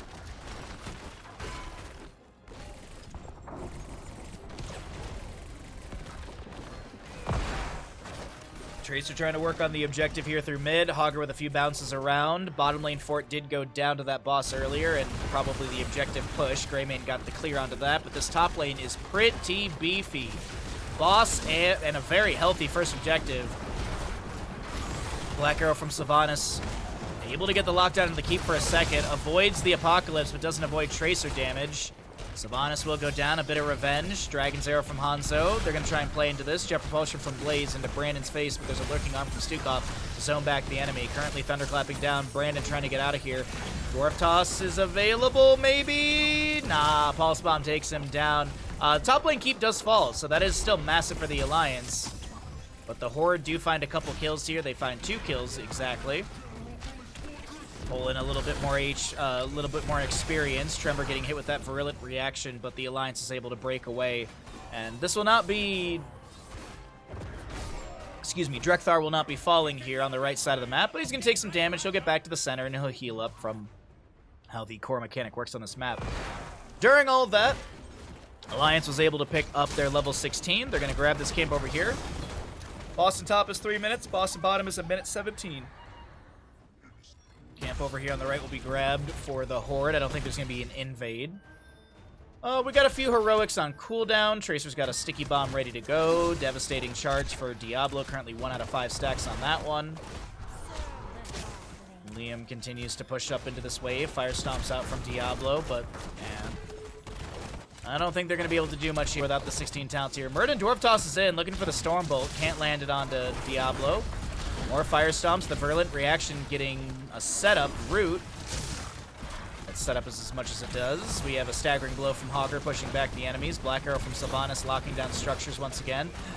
Null Pack is going to be reducing armor of these structures, and it looks like one tower goes down this keep front gate. Well, it's a fairly dominant map number 5 from the Alliance. A very one-sided series today.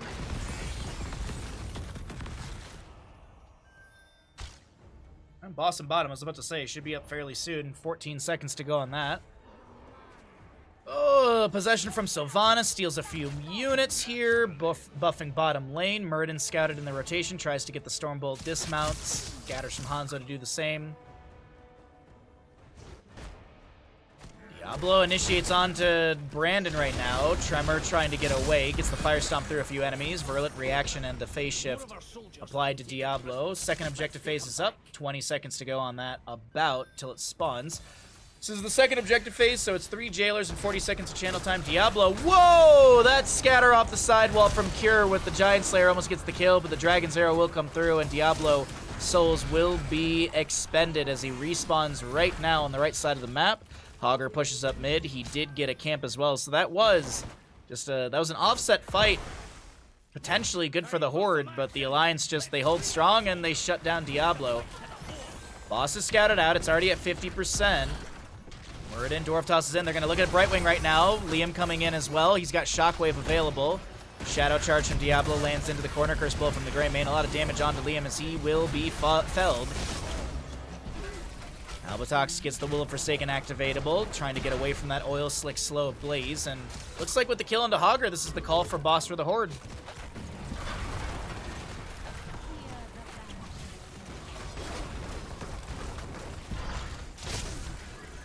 boss is going to be worked through here. Phase shift from Brightwing bolsters the health of one of the allies. Diablo takes the Stormbolt to the face shift propulsion from Blaze, landing. Heroic reaction cleansed away by that Brightwing as the massive shove pushes Greymane back.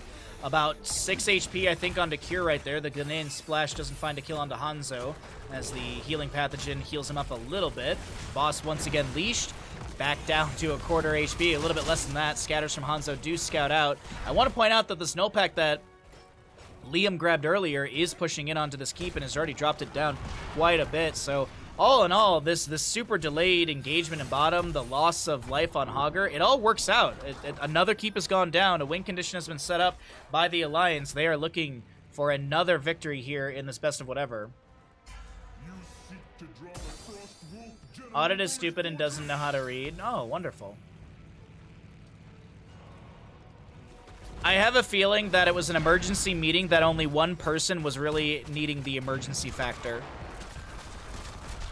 Team, we need an emergency meeting. Stop what you're doing, stop being productive, and come sit in this room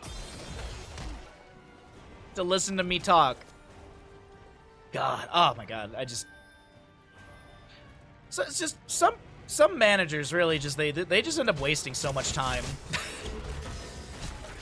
I can't tell you how much of a nuisance it was to stop drafting, go sit in an hour-long meeting to talk for 10 minutes about what I'm currently doing and have nothing really to like. There's no point.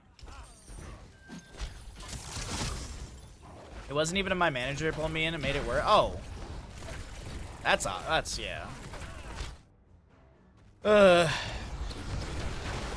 When I worked from home and I would be on call for those meetings, I'd literally be sitting there drafting the entire time. I would just keep working. And then one time someone was like, they asked me a question, I was like, I'm not paying attention. Like, I bluntly sat there like, what are you doing? I'm like, working still. What do you think? No control from Hogger going through. Sylvanas goes down. The scatter off the wall does take down Diablo. We will be seeing the Horde get the cavalry here. This is a Drekthar that has these waves pushed in on against him, but maybe the... Oh, wait, hold on. The Alliance is going to go in further. The Bullseye connecting onto the Greymane. Virulent reaction on the two, but Brandon needs to back away.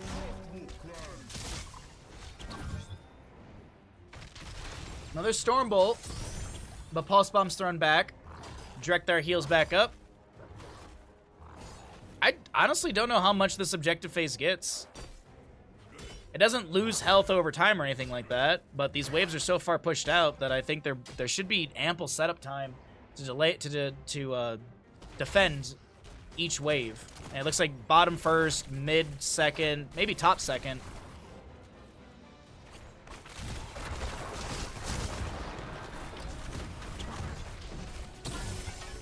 Gonna chase onto Brandon here. Tracer's got good sustained damage. Avatar is forced out. Curse Bullet will connect. Brandon gets the Avatar, gets the Rewind to be able to, or activates Rewind to be able to back away right there, or at least Dwarf Toss away. Bottom fort does go down. It's actually, the camp is not, or the objective is not even cleared out. They want to save this mid lane fort for the no periodic Reaver minions. They don't really care about bottom right now because mid and top are kind of the most important lanes for the side of the Alliance when it comes to spawning minions and units. The daily question of today I had was what wastes the most time in your day-to-day life? And I had a couple responses of work and work meetings, yeah.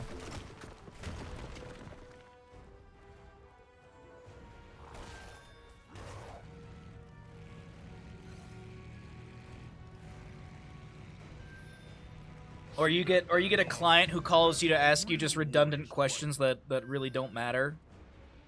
So when is the project going to be delivered? When does it say on the bid? So what kind of metals are you going to be using? What does it say on the bid?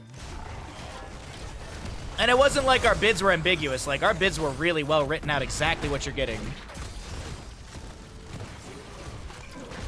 You're getting 1.5 schedule 40 railing for 10 linear feet. It's just, yeah.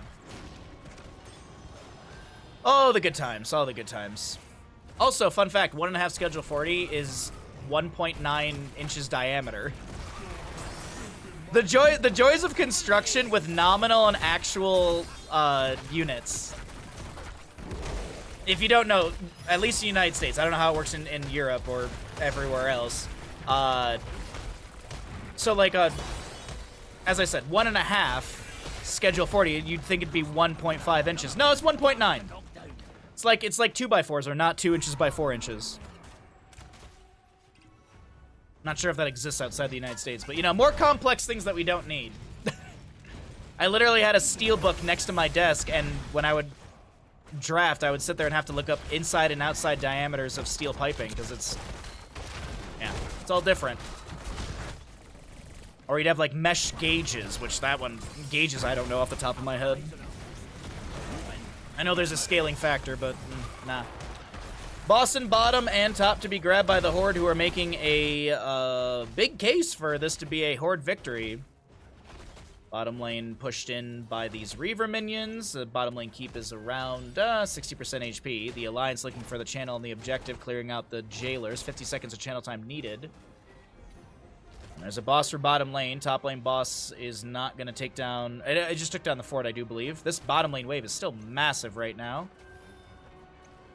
Archers on the left getting free shots onto this keep.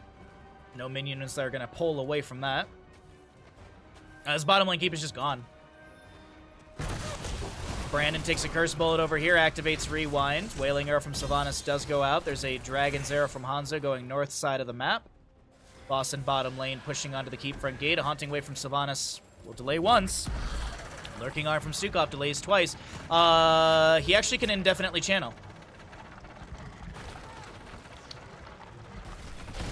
Because he does not have any he doesn't have like the growing infestation or anything like that. But Muradin does get taken down immediately, as I'm trying to remember the talent name. Waves are crashing into Drekthar. I mean, massive wave through top lane right now. Boss and bottom will confirm the keep. Objective phase channeled to the Horde. The Alliance, or the Horde, get the bottom lane keep. Hogger is just pushing things up. Sorry, it was like his positioning is kind of sketchy to me. Are they looking are they just gonna raw go end? No. Okay. The fact that you use inches and feet arrows makes, oh my god, inches and feet bad!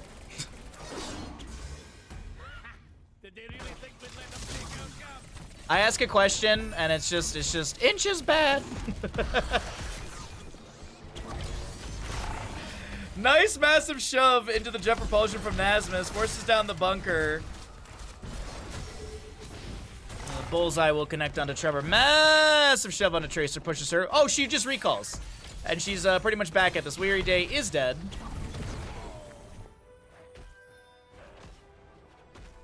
This is very awkward. The Horde are making a beautiful case to make this a map victory of their side, from their side.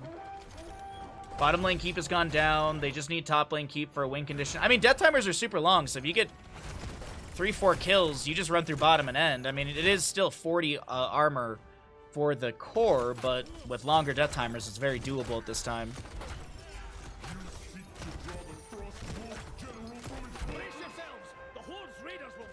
All right, it's what's the priority lane? I feel like it's gonna be mid with this null pack being grabbed. Though Tracer is pushing up a bit of top, getting rid of the Reaver minions. Those Reaver minions do tank a lot of physical damage as they have 50 physical armor.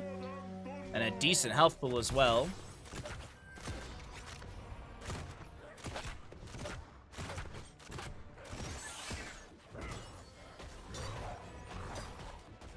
Three Reaver minions in bottom will be cleared out by the objective. The main priority is still going to be through mid. Stukov has respawned as we move into mid lane. Diablo setting up in the bush over here. Let's see if we can actually some blue team vision, see how they're positioning, or see how what they're able to see and how they step into this. Actually, they're just gonna wait behind the keep front gate. Fire stomp from Diablo, gets some dismounts, scouts out against the enemy, and swapping visions here. Going over to the red side. Jet propulsion from Blaze is pretty big into Sylvanas as the Dragon's Arrow and Bullseye has attempted to get follow-up CC onto Tracer, but she gets the recall in time. Pulse Bomb did go out. The minion wave in mid is pretty massive. Diablo goes in with a Shadow Charge Apocalypse combo, but he's going to be massively shoved away. Has to Hellgate back towards the allied side of this, and the Horde, they're looking to maybe end. Unfortunately, they're not going to be able to do so, at least right now through the mid. The objective phase and bottom has arrived at 50% HP. Top lane actually gets the keep, so that's all keeps down. The Horde is rallied here in map number 5, map number 6 of the day. Overpower into the, oh my god, Hanzo goes down, the core is falling. The Horde, have they done it in one of the most monumental turnaround moments on Alterac Pass? This is actually humongous. I don't think I've seen a team come back this well in anything. Wow, good job. The Horde take map number 6. GG, well played.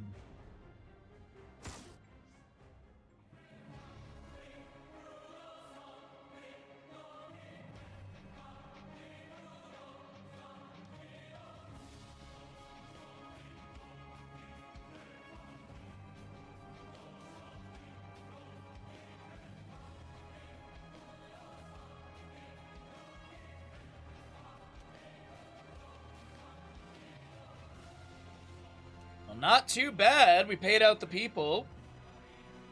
Got another map coming up next. We got Infernal Shrines. While we're doing that, while we're getting everything set up, now's a good time to remind you that if you're enjoying the stream, you're having a good time, if you would like and consider to use your Amazon Prime here.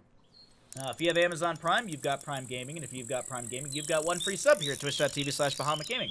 You get yourself some amazing emotes, you get ad-free viewing, you support the channel, you support Bandit, you push our sub goals up further, and that's about it. That's about it. There's nothing else to mention. Nothing else that you can't see. Nothing about Jeff Bezos getting punched in the face. I mean, close-handed slapped in the face. None of that. Nope, nope. This is just going to be a bunch of good old support, if you'd like to do so. And maybe John Cena will appear to Jeff Bezos, but we don't know because we can't see him. We'll just have to watch the news. But either way, consider subscribing, as we're going to get ready for another map. Consider it. Okay.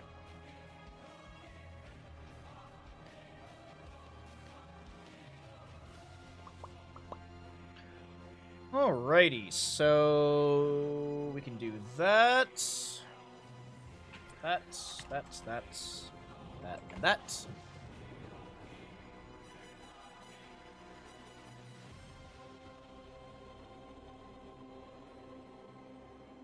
Somewhere lower? Possibly.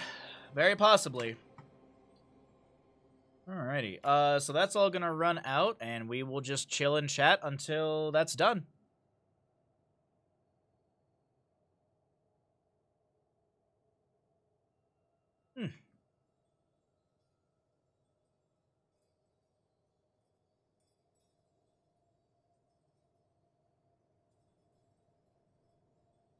New upcoming fighting game, Die by the Blade. It's a 1v1 weapon-based fighter where you win with a single strike. You can also dodge, parry. Kind of reminds me of Bushido Blade.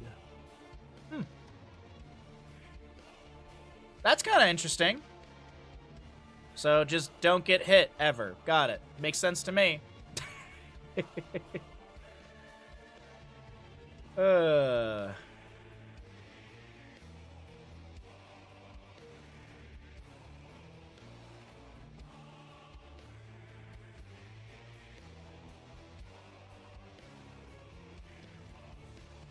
Alright, well, how's everyone's Thursday? Hopefully your work days are going by quick.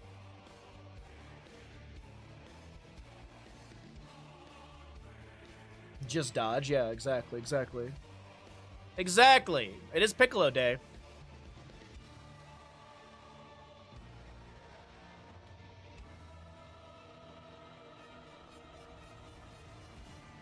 Your workday's almost done? Oh, congratulations. Glad to help you through it a little bit faster.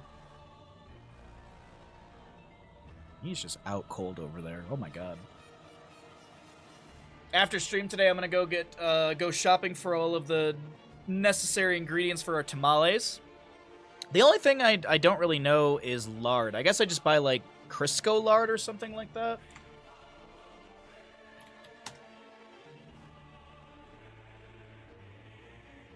Not sure what if there's like a suggest, because it just literally says in the ingredients, I will need 2/3 cup of lard. All lard is good lard, I mean, I have a bunch of bacon grease in the freezer, but I don't think I want to use bacon grease for this. I think I want like lard. Alrighty. That's all good. That's all set. Wonderful. And I love that the viewership. The moment I stop doing a game, the viewership goes down, and then at the end of the game, I'll like take a glance at viewership, and it's back up to where it was. It's like. You can't wait 3 minutes for the ads. Actually, on that note, I'm going to run to the bathroom super duper fast, so I'll be right back. Bandit woke up to entertain all of you while I step away.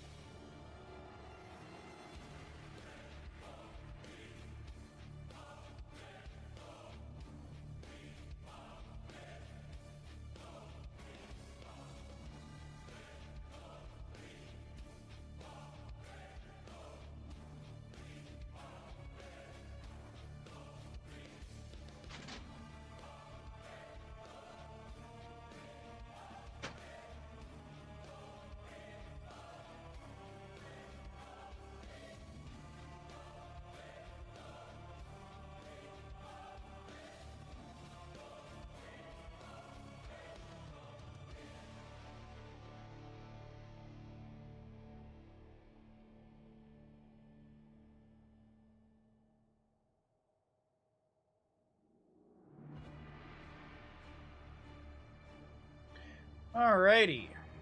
I have given him this treat.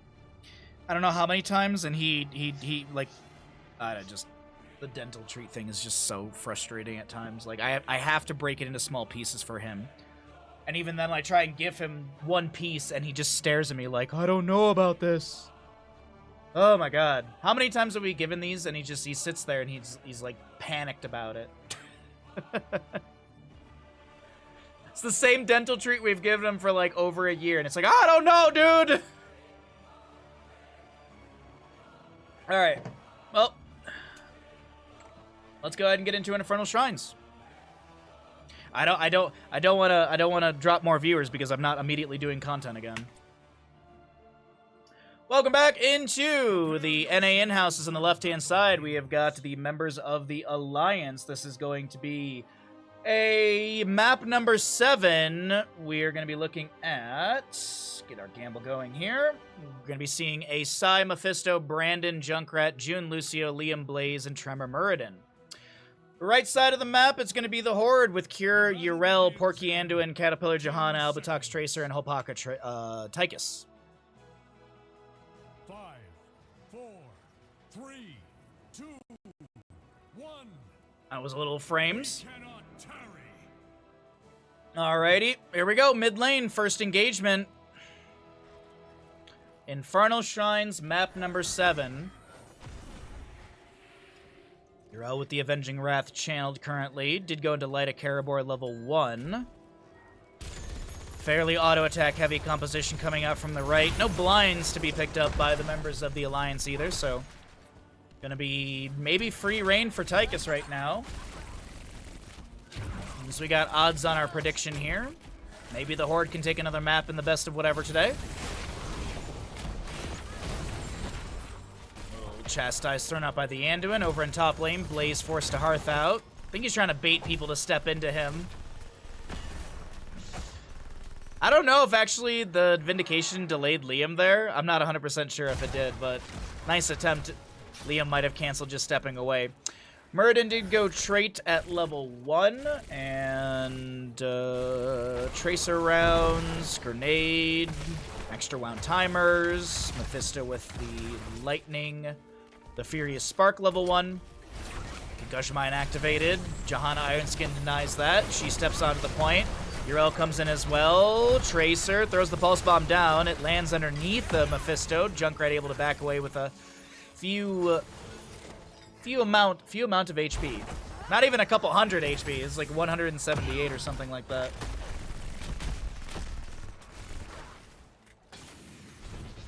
Blaze clears things out on top easily. All right. Level 4 is almost here. Camp in bottom lane to be grabbed as well. I don't think Tremor is going to be able to delay this. Actually gets hit with the Chastise. Throws a throws a Thunderclap down. And June, little low, is going to be picked off. That's first blood actually over to the side of the Horde. I thought they actually had another kill earlier. There's the other kill that I was thinking maybe they had. It's going to be into the Muradin. He does go down. Double kill to the side of the Horde. If that sways your gambles, as the prediction is about halfway through. Oh, apologies. Bottom lane. Maybe a kill. Mephisto's able to back away. I think he shaded in and got chunked quite heavily by the enemies. Junkrat and Mephisto maybe needing to hearth out, but there is still this Impaler camp pushing in. They outrange structures by a bit, actually. They have a range of 10. Sai getting low once again. Lucio amps things up, healing up that health bar, but it looks like Mephisto resets for full mana. Arcane Punisher will be first Punisher of the map in top lane. Cure has not pushed in. I'd say there's about equal-ish siege in the top lane between both these sides.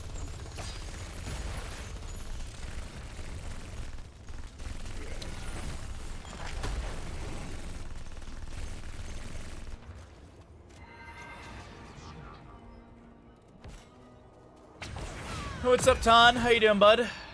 Happy Thursday to you. Mephisto with the Lightning Nova active, getting some damage onto this Johanna. Level 4 is going to be that static barrier. No spite picked up for cooldown reduction. And extra time on, or extra duration from those regeneration globes. Mephisto jumps in, trying to get some poke damage onto the enemy. Throws the Skull Missile out at the end. Level 7's faster for the right side. Desperate Prayer. You've got the Templar, or the Righteous Momentum. Tracer's got the Locked and Loaded. By the way, Tychus is going to go with the bigger they are, level 4. Did pick up the Melting Point, level 7 grenade. See the Conviction for the Johanna at level 7. On the opposing side, they get their level 7s for the Horde. We'll be seeing Ghastly Armor for Mephisto. 25 armor for 2.5 seconds. Tychus has minigun. Oh, I thought he had minigun active and Liam was nearby. 39 Skeletal Defenders over to the side of the Alliance as they get these globes, and they'll push in with the Arcane Punisher for the top lane. Uriel already rotating down to bottom. We've got Blaze moving into mid. Tracer. Wow, that's a really weird... Wait, what the heck? That was a super weird animation from the Punisher. It, like, landed into the fort tower, and then it did the chest bop for, like, way too long. Huh. I've never seen that before. Either way, top lane fort front gate goes down. Rotation is out from the members of the Alliance. Q looks to jump in here, clear out the wave as Blaze does the same on the opposite side of the lane, or I guess just opposite side of bottom. Camp will not be stolen away by Uriel or anyone, as it was quickly grabbed by Junkrat. Concussion Mine out as well. 10 talent tier almost here, so we do what we always do, cycle through those numbers.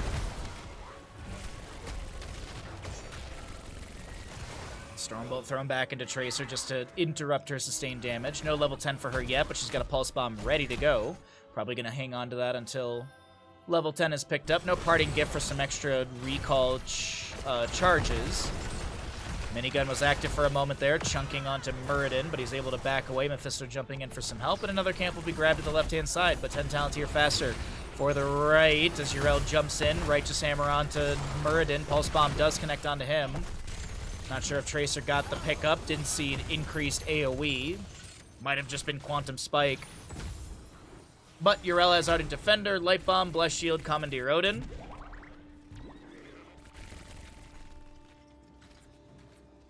Thanks for the lurk, Kalis. I appreciate it. Have a good adventure. Endurance of Hate, Riptire, Avatar. We got a Sound Barrier and Blaze, I assume, is Bunker. Yeah, I don't think we're going to see Combustion, as we did talk about it quite a bit yesterday, but I don't think we're going to see combustion at this level of play. Stormbolt attempted. It is going to be the sticky bomb for Tracer, so she just didn't pick it fast enough when she used it earlier. Just also to mention, I think I glossed over it. No high five for the Lucio. It's going to be Sound Barrier, so looking for that sort of burst protection. How long is Sound Barrier again? 6 seconds. Decays over 6 seconds, okay. Oh, Concussion Mine, maybe. Shield Glares don't get enough. June saves. And Brandon will not go down. God dang, I thought that was going to be a dead Junkrat, but nicely done from June. Saves the moment, saves the ally. 3-0 in kills, favoring the side of the Horde on map number 7 of the day here in the NA in-houses. Thanks everyone for hanging out, lurking in chat, and all that good stuff as we have Sai getting hit with a Pulse Bomb and Sticky Bomb slowing. A little well tap coming out from Mephisto.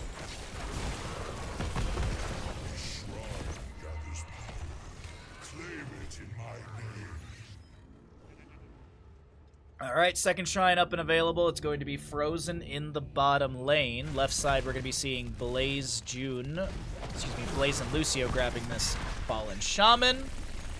Porky and a few friends to do the same thing over here in top lane, or on the right side. Kira pushing up the top lane wave slowly. Doesn't want to be too far against that fort front wall, but it looks like Blaze is already in position to clear out that wave. Won't lose much. 13 Talents here, almost here on both sides. We'll pull away the Talents until that does pop up and take a look and see how this objective phase unfolds. Right now, Skeletal Defenders are looking good to the Alliance. The Stormbolt from Murden going out. We've got the Commandeer Odin summoned by Tychus, getting some poke damage with those Annihilation and Ragnarok missiles. Chastise going off from Anduin, not finding any enemies. Liam jet propulsioning in, looking for somebody, but no collision with that ability.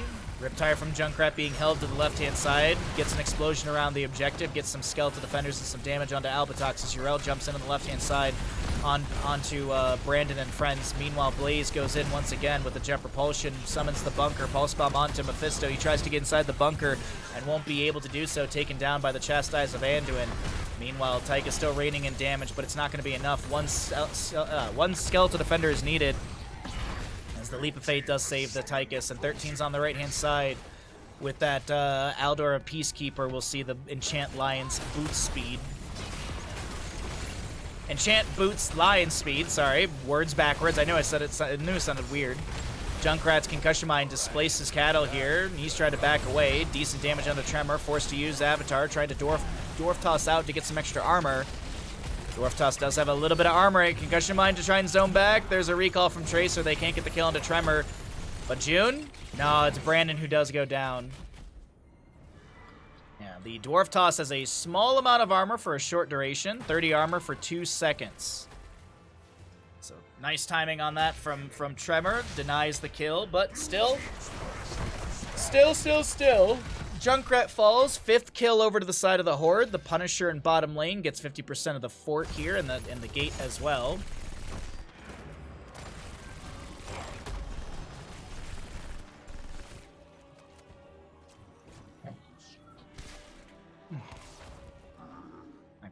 I've got so much. I've got like discomfort today. A little bit of pain actually in the spine.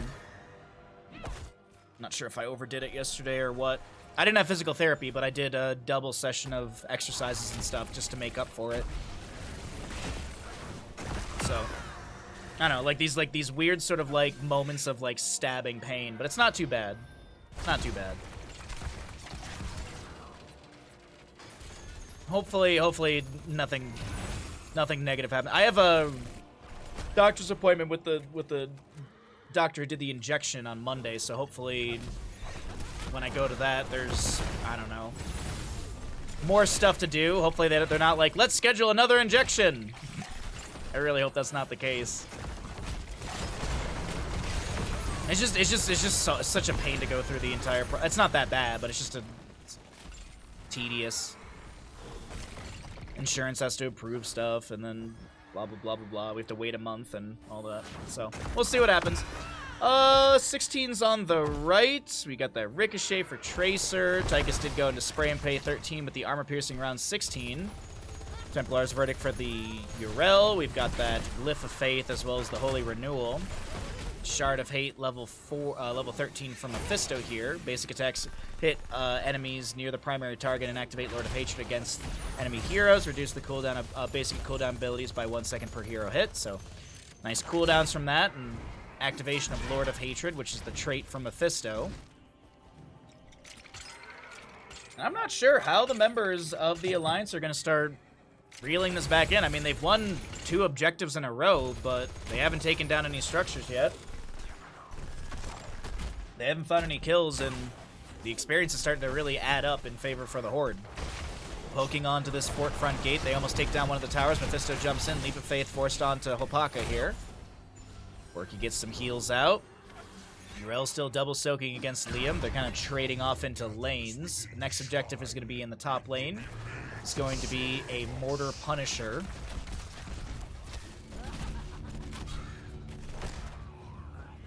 Alright. Easy grabs around the map when it comes to camps. There is this bottom left camp that'll be up in 17 seconds, but I think the positioning is more of a priority from the Horde right now. Stormbolt into Johanna, but the Iron Skin denies that. Fallen Shaman is here in top lane for both teams. Commandeer Odin will be summoned. 16 talents here on both sides. Endless nades for that Junkrat if you are curious what he went into. So as long as he's hitting enemy heroes, he's getting decent cooldown on that frag launcher cooldown. Alright, Commandeer Odin still raining in damage with the Ragnarok missiles and the Annihilation line damage. It does expire right there. Endurance of Hate up from Mephisto. Forces out another leap from Anduin. Riptire from Junkrat coming through as well, trying to steal away from some of these skeletal defenders. 19-17. As the big Righteous Hammer from Yrel connects onto the enemy. The Sound Barrier from Lucio helping out quite a bit. Mephisto able to shade away. Bunkers activated. The Light Bomb will be mitigated by, well, some of the Light Bomb value is mitigated by this bunker, but it doesn't matter. Yrel comes through with the kill into Mephisto. Tychus takes down the Blaze. A Righteous Hammer pushes Tremor back out of position, and he's going to move to the right-hand side, creating some space for his allies to back away. Fallen Shaman over here is going to push up into the fort and get some damage, but Johanna finishes up the objective. The team is going to rotate out. Tychus activates his overkill. Being harassed by June right now. Actually, Righteous Hammer on. Okay, goodbye, Junkrat. Goodbye, Junkrat. Absolutely annihilated right there. Lucio, the lone defender. And this will be fort in mid to be taken down. Trying to open up the map with this Punisher moving into top. Pulse Bomb onto June. Slow is applied. Tracer tries to get the kill, but won't be able to as the keep front gate has delayed things out.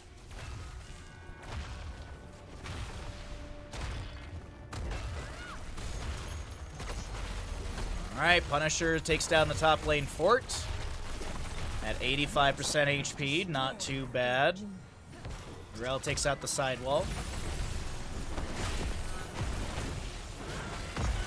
Gonna jump in further here. Punisher goes in. Bunker from Blaze comes through as well. The keep front gate has fallen.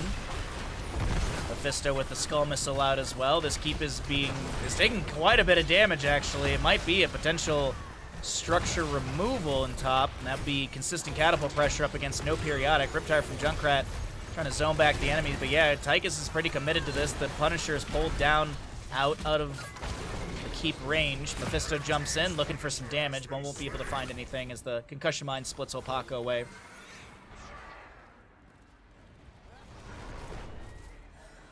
Okay.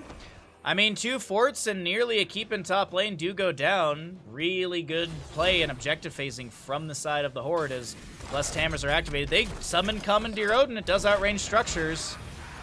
And this is 20 talents here on the right side as well, so they've got the big red button. And with the siege value of Commandeer Odin, I do believe this is going to be keep taken down. Really, really good objective phase. Tracer eats the steel trap. Not that big of a deal for Albatox here. Commandeer Odin launches a little bit more damage into this keep front gate through mid, but I think the Commandeer Odin's about to be shed by Tychus. Actually, he's going to be trying to help out this camp a little bit more.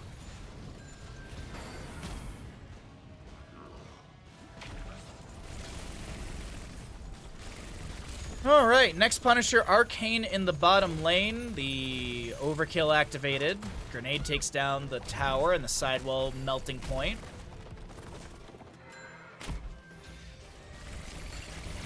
Still no 20 on the left-hand side. We have the Seraphim Censure, blinded by the light, gets stuff for Tracer. There's the blinded by the light, activated by Cattle. Rel moves for maybe a flank into all of this, but the enemy team is already backed away, and they're kind of able to get, yeah, they're in no man's land, which they just can't step up on the side of the Horde. So, this will be bottom lane fort going down. The Horde is absolutely running through this late game Infernal Shrines map.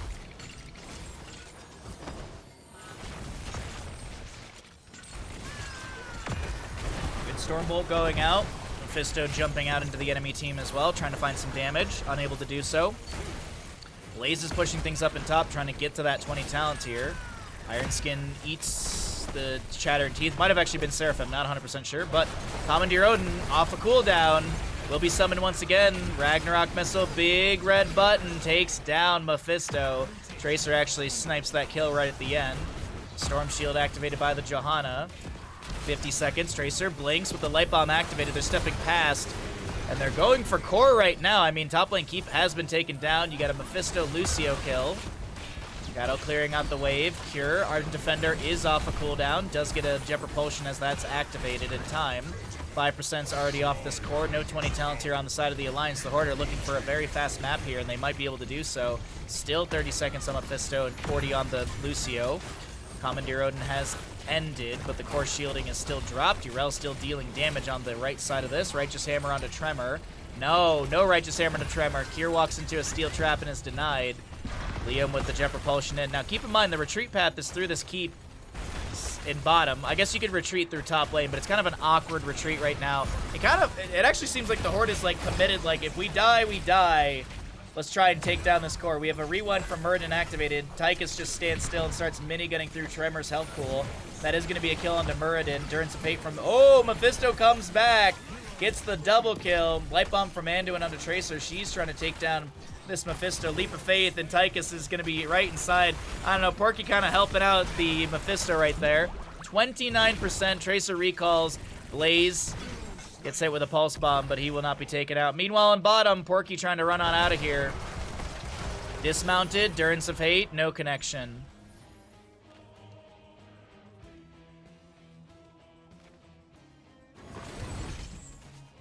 He's got that enchant. Yeah, gain 5% movement speed, but his quadruple Leap of Faith cooldown is available. Yep. I think that's where he's getting his movement speed augment from right there. On the left side, it is going to be that Mimic. We'll see Cannonballs, Bossa Nova for the Lucio. We'll see Burn Notice Blaze, and a massive wave is arriving through top right now. Blue team's core is But Junkrat has respawned. He's got Cannonballs. He makes quick work of that wave as it scratches the core shielding. Objective phase, are they going to 39 this? Or are they just committed to... Yeah, the retreat pings. They're going to 39 this objective. Okay. Alright, Junkrat is grabbing a camp for top.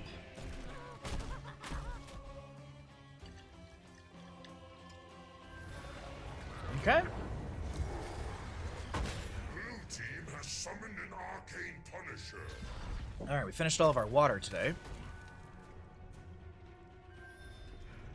Liam considering hearthing out. June starting to hearth out as well. They'll probably cancel these early. Yep. Just they keep showing, because that's the thing is I do believe they are showing here that they are hearthing. I think that's kind of to show Kier like, oh, we could hearth at any second. Yeah, because Urel is just pushing top. Is Kier doing the same thing? Is he hearth canceling? No, he's going in. All right. He's going all the way back. Mimic Mephisto jumps in. Decent damage applied to this keep front gate. The Punisher for the Alliance side finding great value right now, but it is getting dropped quite quickly. Storm Shield activated by Cattle. We have a Jet Propulsion going out from Blaze as well as the Bunker. Commandeer Odin on the right side will be summoned by Tychus as the Blessed Shield from Caterpillar is chasing into Blaze. Does not look like there's going to be anything left. Oh, actually, no, there still is just chase happening. I thought they'd just start turning around, clear out this objective, but it looks like the main focus is trying to find a potential kill or two here. Sound Barrier from Lucio activated. 25-second cooldown still to go on that one. Another Storm Shield from the Johanna as Mephisto's first picked off. Punisher's cleared out by the keep shots. Muradin is going to be able to hearth away in the corridor. This feels like run through top and try and end. I mean, Mephisto dead for 48 seconds. He's a big core defense tool. Actually, you don't even need to run through top. The fort front gate in mid is already taken down. Okay, they will run through top. Never mind. Tracer blinks in.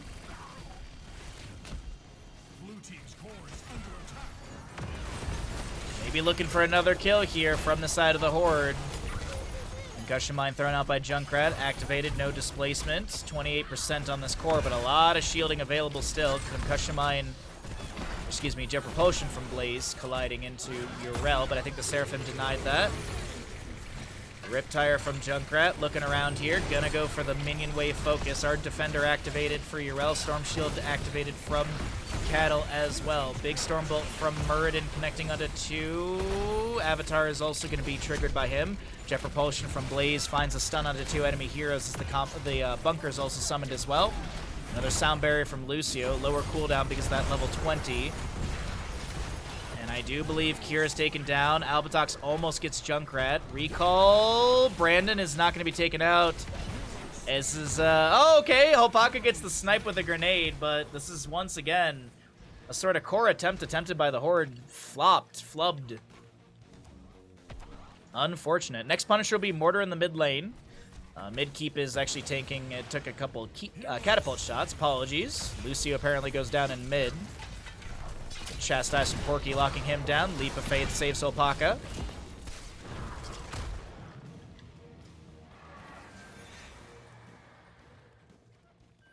Oh boy. I thought I saw, yeah, Bless Shield from Johanna was utilized right there.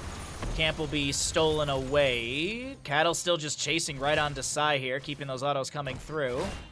Slow from the Subdue, but it seems like the priority will be mid lane keep right now. Tremor should go down. Oh, nice recall. Rewind. Stormbolt back. Durance of Fate onto Porky. He should be fine here.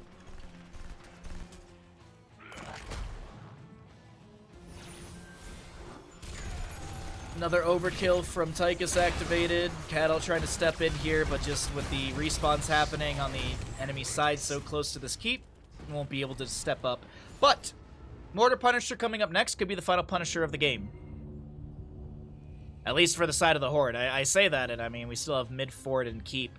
Granted, if the Alliance get like a massive wipe, they can run bottom lane. Death timers are relatively long at this point in the game, so does seem very, very doable for the side of the well, it's more doable for the Horde, but I think the Alliance, they could still eke out the victory even with 28% left on their core. Bottom lane is a camp pushing in, mid as well. Top lane is those consistent catapults. Commandeer Odin has been summoned. Jet Propulsion from Blaze finding 2. Storm Shield activated by Cattle. A Riptire from Junkrat thrown into the subjective area. Gets some damage onto Cattle here. Leap of Faith pulls him out as well. Commandeer Odin, big red button poking into the subjective area. Still have about a third of its timer left on that, I do believe. There's a Blessed Shield from the Johanna, Condemn as well. Sound Barrier from Lucio creates a bit of shielding as well. Commandeer Odin is still a second or two away from expiring, so one more big red button will be summoned here. Meanwhile, on the left-hand side, Liam so very low, does not go down. The melting point from Blaze won't be able to take down the melting point from Tychus not able to take down the Blaze. The light bomb from the Anduin will lock down Mephisto. Bottom keep has gone down to that Impaler camp, as I mentioned. Blaze is taken out. It's a 1-for-1 trade so far. Chastise connecting onto Tremor as another Storm Shield activates. Mortar Punisher does go over to the side of the Alliance. Meanwhile, mid keep has gone down. Hopaka's just ending. And they're just trying to stop the backs right now. Junkrat will be able to get back. A lot of units on this core. Lucio, June rotating in, but Tychus should have enough damage, and this is looking like Hopaka made the best call his team could make. Well, he made the best call for his team and decided, I'm going to go ahead and end. Y'all just stop the backs. GG, well played. The members of the Horde take map number 7.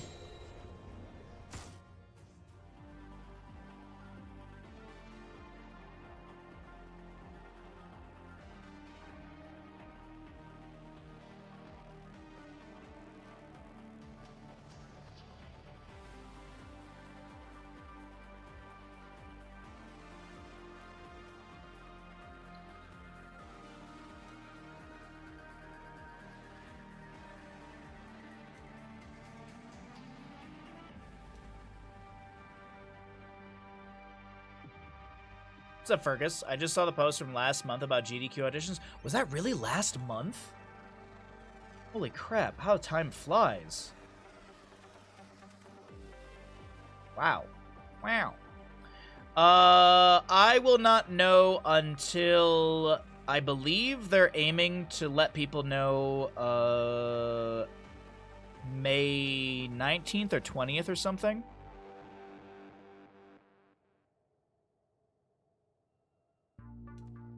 What's up, Fergus? How you doing today, bud? Yeah, I do believe, I think they said that it's, and I don't think this is like NDA protected or anything like that, but I believe it's like somewhere the 19th or 20th we're supposed to be looking out for emails. So we'll see. We'll see. Hey,